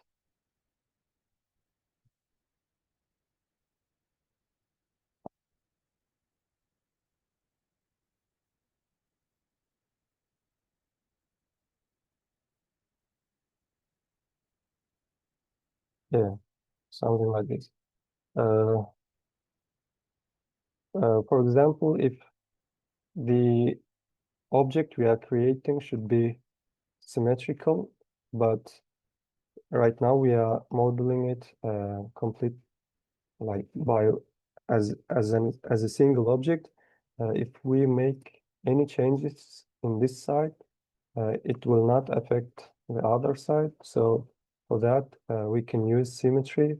We have two different symmetry types, internal symmetry and duplicate symmetry. So internal means that we have a single object and we will keep editing the single object, and we want the changes in one side to affect the other side as well. So if we select these two faces, it will automatically detect that the middle edge is this green line, and it will assign symmetry to this object. So whenever I make any changes to this side, it will automatically affect the other side as well.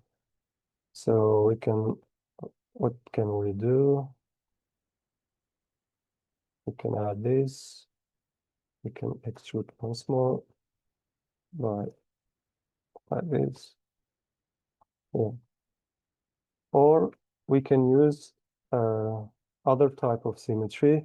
For that, we should be using just one side of the, like, if you have just one side of the part, and if you want to mirror that, you can use mirror duplicate, but for that I will need to cut this first, and I can show another command here, which is unweld edges.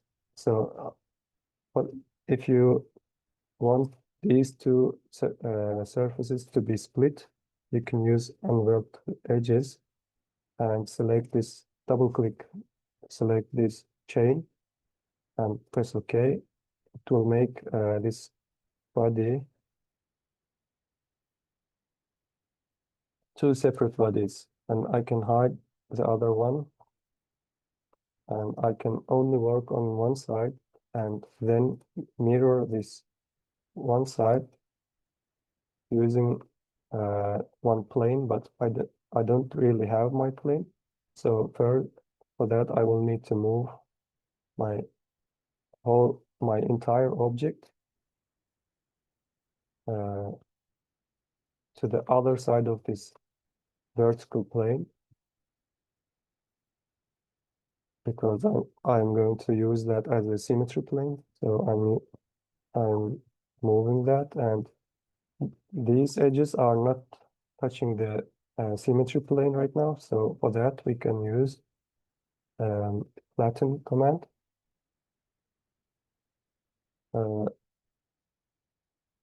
I don't want to select all of the vertices one by one, so I'm exiting the command and selecting all of the edges again and selecting the command after that. So then it will automatically select the points of that edges, and it's going to be select plane. I want to fit to the plane, and if I select this symmetry plane, it will automatically pull all of those points to that symmetry plane. And if I press OK and go to mirror duplicate and select the object mirror plane, it will automatically mirror that object and assign the symmetry edge, and it will again affect the changes will affect the other side as it is assigned as symmetry. So we can also use circular duplicate if you are modeling any circular object. It works like circular pattern command, but clear symmetry used to remove the symmetry. If you don't want the changes to be affected to the other side, you can clear the symmetry. Then the other utilities we can use is display mode. This display mode usually helps with performance and seeing how the curvature of the model changes while you are doing the manipulations. For example, if I select this model and change the display mode to box model, it will show the model as box, but the final design is not going to be this model. It is just a representation of the model, and we can make our modifications using this box model much more easier, and the performance is also much more faster in using this box view model. And the other display mode is control plane display. This one hides the box model and shows the real object, but with the edges of the box model. So we can remember this type of curvature from sketch environment, like I explained here in the spline command. There is a fit point spline. It uses these lines to control a curve, two-dimensional curve, just like that. These edges here control the three-dimensional surface. So we can also use these edges or these points to control the curvature of the surface. So you can use either of them, but the box display mode always works best, and it always you can always find your little errors in the box display mode. For example, if you have any self-intersections, like I just explained before, you may not be able to see them in default display mode. For example, here, it doesn't show that it has a self-intersection, but if you view this in box model, it has a self-intersection, and this is going to cause an error. So you will need to fix that in box model and then finish your object model. Currently this model we are creating is a surface. How do I know that? Because this is an open model. This hole is not filled, and this is going to be a surface model. If I finish that, you can see here, this is orange icon means that this is a surface model, and I cannot use it to manipulate in solid environment. So I will need a solid body to do that. We have two ways of converting this object to solid model. One way, as I said, we can fill this hole, or we can add thickness to this surface. We can add thickness this time. After selecting the object, we will need to assign the wall thickness, which is, let's say, 1 millimeter. And it asks us which type of corners do you want.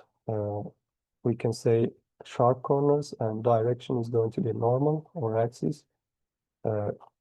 Sharp means that these endpoints or these end faces are going to be sharp, or it can be smooth. It will add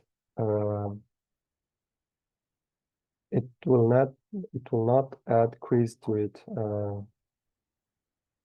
You can add crease manually afterwards if you'd like to. Then we have another option here, which is no edge. This will only create the offset of the object. As you can see, it is two surfaces, but they are not connected, so it doesn't work for us. So we can simply use sharp corners and thicken. One thing to pay attention here would be, while you are adding thickness to your model, by increasing the thickness, the wall thickness, it will eventually increase from this side and from this side, and they will eventually intersect with each other. So you will need to pay attention to it while creating a surface thickness, and minimum thickness is always better. I didn't add my thickness. Then we can finish our form and have our solid body, and we can make any changes we would like. For example, we can add custom slots on the side of it, extrude the slot, and cut using solid object modeling, and we can have all kind of smooth surfaces. Let me check what else can I explain here. Yeah, we have freeze command. For example, if you don't want, while you are modifying this portion of the part and you don't want these edges to be affected from that, you can freeze those edges. As you can see, these edges are white colored now, and if I try to select these edges, it won't allow me to do so, and I can select these edges and modify them, but these edges are going to be constrained in this three-dimensional space and will not be affected from the modifications. If you want to unfreeze and make the changes, you can always use unfreeze command. These other commands are we already know from the solid modeling environment. And I think that is all.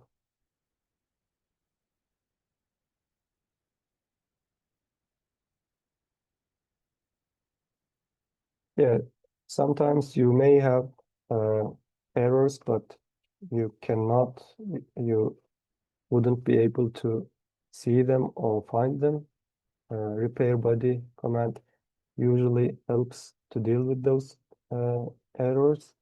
You can auto repair your part and it will automatically detect some cases that has issues. For example, this is not a good topological surface.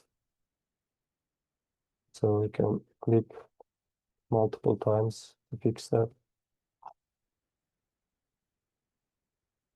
Yeah.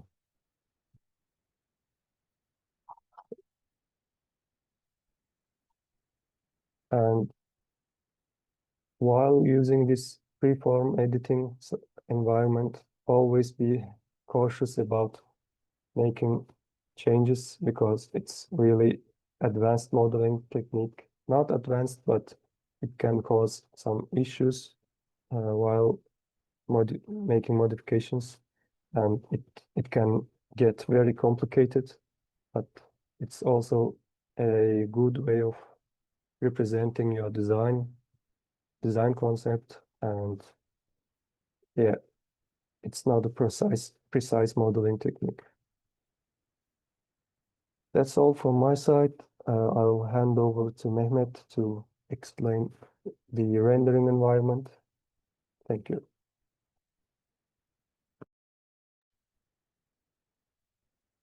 Hello again, everyone, and I will going to talk about the rendering environment, how you can give appearance, give materials to your bodies, to your designs, and lastly, I will continue with sharing links, which is quite important when you are delivering your final version of your model that you are going to participate with the competition.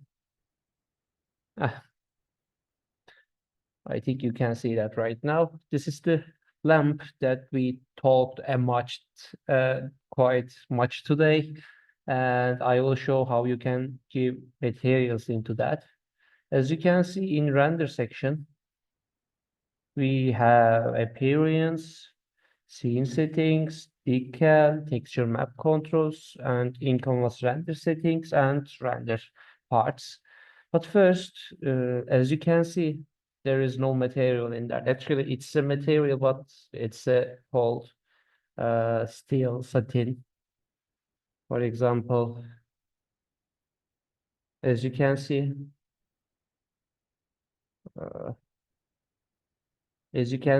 we have appearance in here. Appearance is the library that we used for giving materials to there. If when you click appearance and you can't see these files in there, just click the fusion appearance and you will going to see that. And as you can see, we have different material groups in there: fabric, glass, liquid, metal, mirror, miscellaneous, other, paint, plastic, sitework, stone, wood, and wood, but in the solid. And we have a search bar in here, which you can search materials when you especially looking for. And we have applying methods in here. First is bodies or components directly, which you can use directly giving a material to that specific body if you have multiple bodies. And we have another selection like faces, that you can choose special faces, not whole bodies, and give them another material separately from the body, which you can use for it. And let's give some materials into that. And so we have a wire in here, which we can give a plastic. For example, let's find plastic in here. Here is plastic. And we have lots of options in there: ABS, resin, aluminum nitride, etc., etc., etc. And as you can see, opaque ones, textured ones, translucent ones, and transparent ones. For example, in here, for the lamp part, let's give it, for example, blue one. Let's download it. It's downloaded. And I'm quickly, you can directly select and give that. Or you can first move it to your in this design hub and give that. These are two options. But as you can see, when I give a material, it has its own nature. And maybe you don't like the color or how reflective it is. So that just right click to the material and then you can say edit it. And then you can see a page in a window like selecting for a selecting color, for example, light in here. And it asks us, you can give RGB numbers in here too. It's up to you. What do you want? And then in here, there's a roughness that you can increase or decrease, or reflectiveness you can increase or decrease, or translucent depth. As you can see, I can change the color of it. Or for example, let's give another plastic, let's say ABS. I added it in here. I opened, which color do I want? Like orange. And when I say done, yes, it asks remove appearance applied to the faces. Yes, I want to remove and add this one in here. Why it was, because I just pushed too much. That's the reason why it is black. I tried to go out of this box, and yes, we have an origin here. We can edit it, of course. Let's increase the roughness. As you can see, the reflectiveness is changing. When I say done, it's okay. So let's look. We have a wood in there. We have different woods: bamboo, cherry, oak, another cherry, another walnut. There are different types of woods that you can use. For example, I take a cherry, but a glossy ones. And when I edit, as you can see, we have a lines and we have the texture of the material. And then we have this part, and let's look what we can give it to. So we have different different options. In metal, we have bronze, for example, and there are different bronzes. One of them is polished and one of them is the patina. And when I download it, I can take and apply it to this one.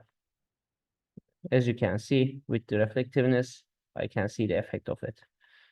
We have a button in here, and which I wanted to give, for example, fabric. Why not? A denim fabric. Click, drag, and drop. As you can see, the Fusion directly gives the materials, and you can change some of the settings. And in some of the materials, you can change the colors, and some of them you can't. Is a denim special color of it, like special material, which you can change its color, but you can change its scale. It's quite big. It's normal. It's too short. It's too small. Yeah, it's two, for example. Let's give it that. Okay, this is the appearance. And when you need to open appearance, even you don't have to come to the render place. You can give materials in here too. But as you can see, because of the change of the lighting and the environment, the looking a bit changed. But if you want to open the appearance, just click A in your keyboards, and then you will find this. I'm going back to the render place. And then we have scene settings. In scene settings, you can adjust the brightness. Okay, that one's better. Or as you can see, we have a shadow in here, which caused by there was a light in there, and it caused a shadow. For changing its rotation, you may change in this way. In this way, as you can see, I can highlight some of the details, some of the material details, for example. Now, reset it. Okay. And in scene settings, as you can see, we have a background selection in here. This is a solid color. The background is just solid. And I can change and apply according to my preferences. Let's add a green. Yeah. And then we have another option like environment. You can add environments, and there is an environment library in here, which is right now I am using cool light, or there are some more realistic HDRIs that you can see. I am adding into the places, and for example, like this. You can rotate and place it according to your wish, according to your preferences. And for example, in here, we have a ground, but it's too reflective, and I don't want to see reflections because the concrete or the surface is not reflects normally. So I'm closing up the reflections. And we have a ground plane in here. So we have a shadow, for example, flatten ground, I said, just flatten the ground. See? Now the model is in the same place, what we can rotate with the mouse. And also I can close up the ground plane. Because of there is no ground plane, you can't flatten the ground. And then we have camera settings. You can change the focal length and exposure, but I don't recommend to work with these two. And if you change these and you are not happy about the last outcome, you can restore the defaults. But in here we have a depth of field. The ray tracing is not enabled, so okay. Center focus in here is, for example, okay, I can't choose it. My center point is in here, for example.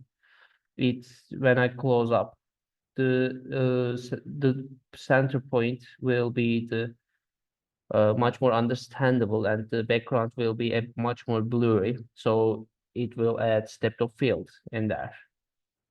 But I'm closing up that. And I'm going back to the solid color.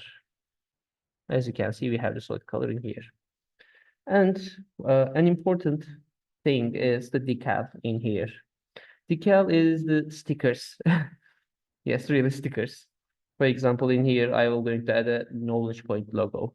in where? In here. As you can see, Diffusion automatically adds this image, and this image is on the surface. As you can see, it aligns with the surface. I can control that.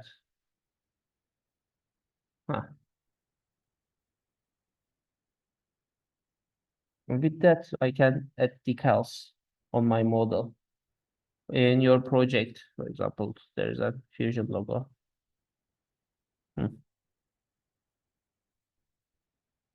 Let's turn it 90 degree. This wait, what?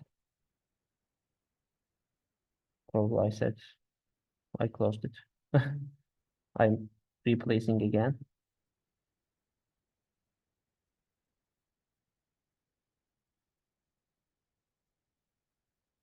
Okay.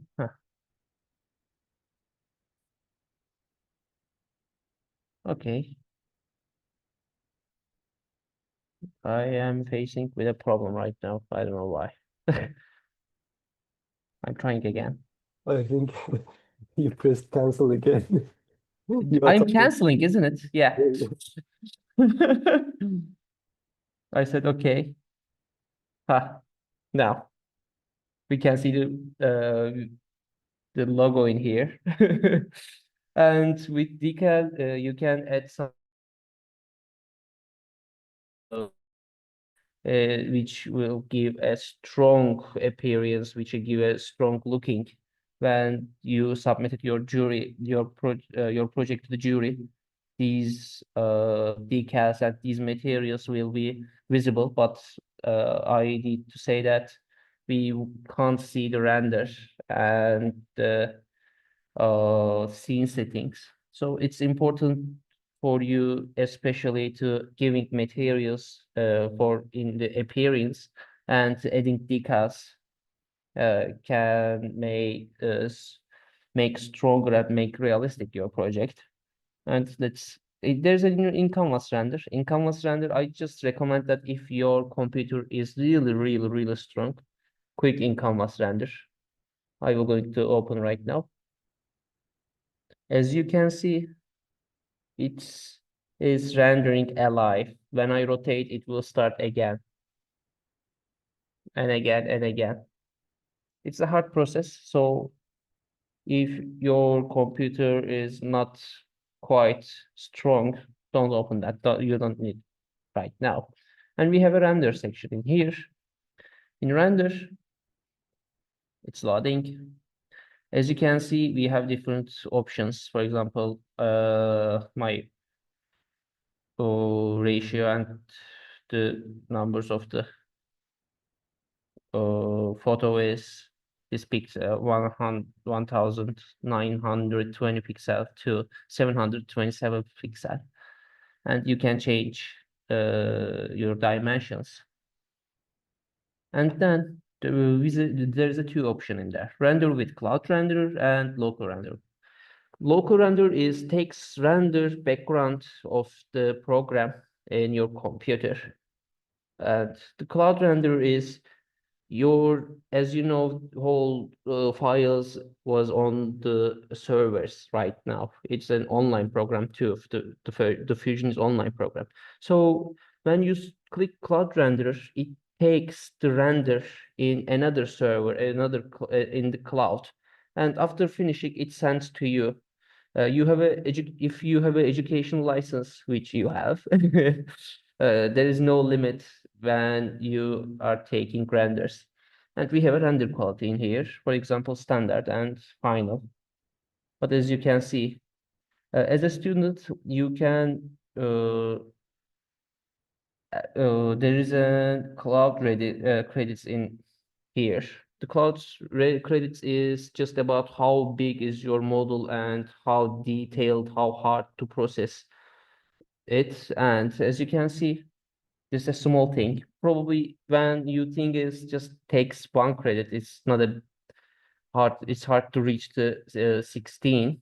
So you can take renders, and it will probably come in 10 minutes, it says. When I say render in Cloud Render, it's started and I'm waiting here.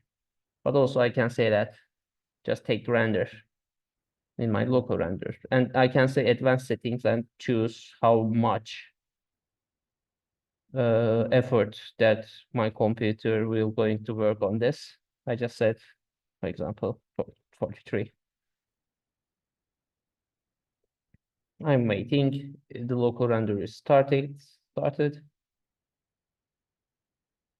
In render gallery, as you can see, is still waiting. And we have a 2 in here.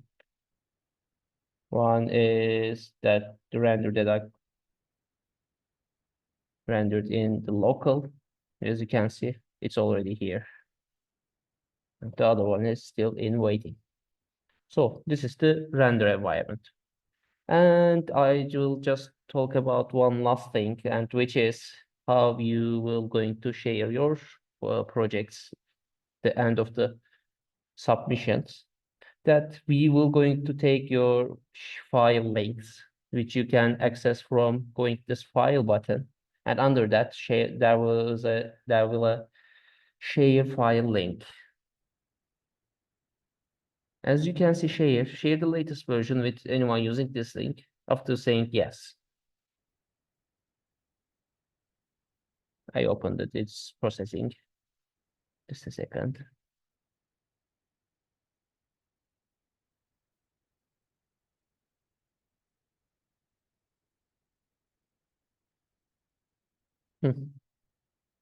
As you can see, it gives me a link, which, by the way, don't open the required password, because if you open it, we can't look at your designs. So when you get your link, just copy it and send us. That's it, just that's it. So it was the how you will going to share your links. Go file, find share file link, open the share the latest version with anyone using this link and copy it. Just that. And please open allow item to be downloaded. If there was any problem, we can download and look at your design if it doesn't appears the our computers or etc. So that's it. Thank you for being here. Thank you for listening us. I hope everything was clear. Thank you so much, Mehmet and Bazar. You've both done an amazing job here in explaining everything. And I see there were some questions coming in on the chat, which is great. So I'm just going to round off as well. So I also want to extend a big thank you to all of you who are here and have been with us the whole day. So thank you for your patience. I hope you've seen some nice things and learned some new things as well. And let me just share my screen and then we'll round off with some more information. So if you were here in the morning, you already saw this slide, but I thought it would be worth just highlighting again what happens after this training and in preparation for next week, especially if you weren't here as we just started the call. So I mentioned that the Designathon has 4 main parts really, and we've done part 1, which is this pre-training that we've gone through today. Next week, on Friday and Saturday, so 27th and 28th of June, is the main event.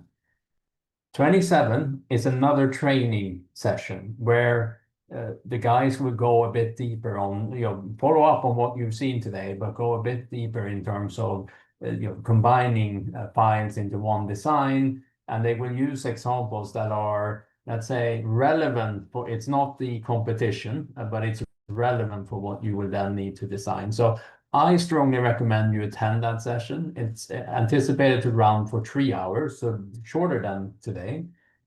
It's not mandatory, but as I said, I strongly recommend you join us. And it will start at 11 a.m. UK time. And it's We will send an email, as we mentioned in the chat throughout the day here. There will be an email sent on Monday, which will include the exact timings. We'll have a link to local times as well. This will also have the recording of today's session, as well as those other learning materials we put in the chat earlier as well.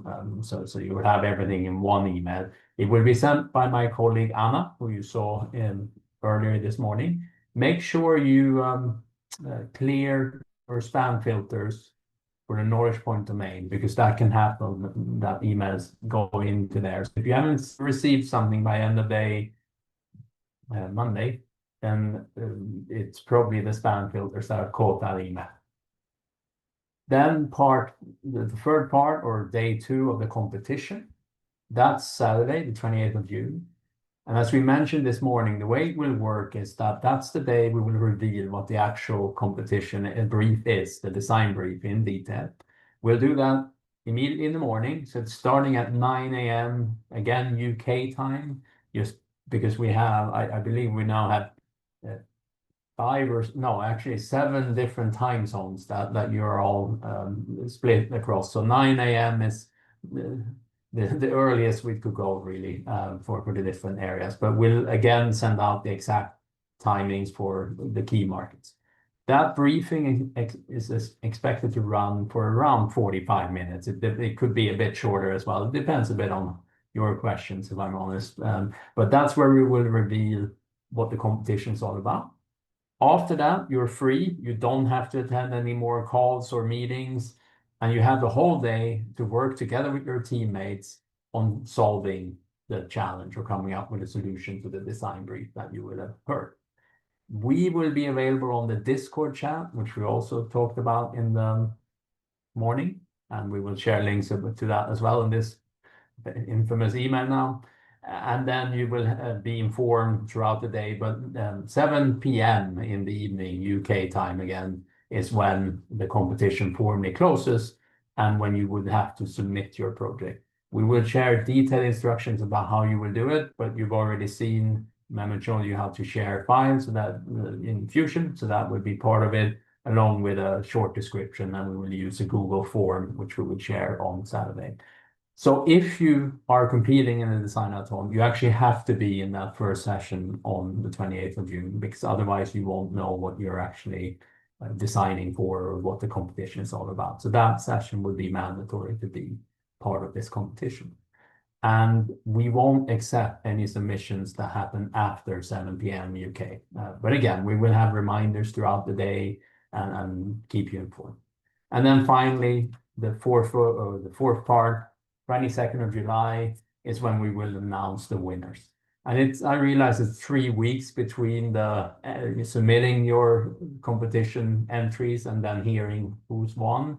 It's because of the volume. So just to let you know that there's 1,400 individuals have signed up to the competition already. So we're anticipating a lot of projects. And we saw in the past 2 years that for the jury to do this in the right way, so actually you look at the designs from different angles, both the technical, but actually also the actual design aspect, the aesthetics, etc., and come to a conclusion that they do need a bit of time. So we ask for your patience with that. But on the 22nd of July, there will be a big award ceremony. We're going to be joined directly by key stakeholders at Autodesk, because they are, of course, key to this. It's their technology you're using. And why you don't have to be in that meeting, we of course recommend, and we hope that you will be there. And we will celebrate everyone who's participated in there as well. And that's expected to run at 4 p.m. UK time on that day. But again, there will be further communications about that, so don't worry. So that's the plan as we move ahead. And as I said, I realize you've all been very patient. So just to reiterate, we have recorded the session. We will send it out.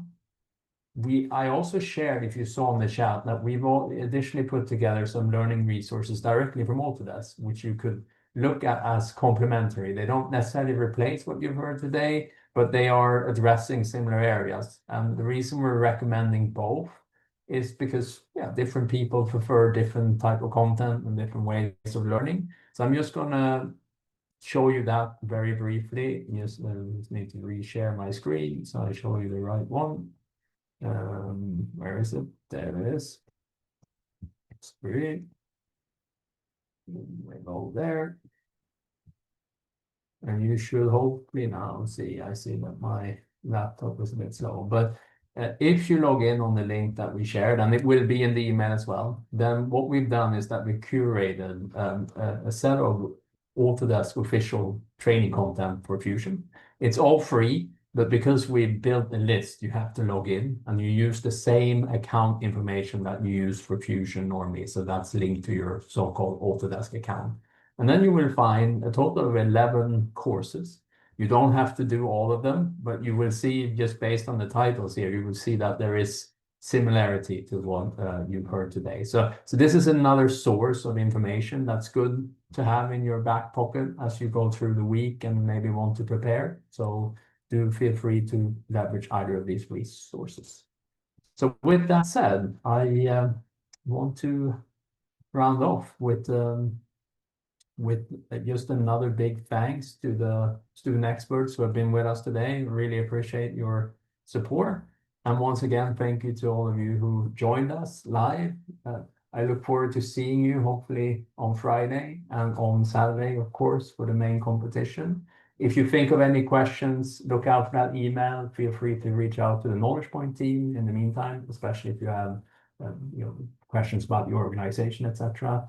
But a big thank you, and I look forward to seeing you again in a week's time. So thanks again and all the best until then. So we'll end the call very shortly here. So thank you for joining us.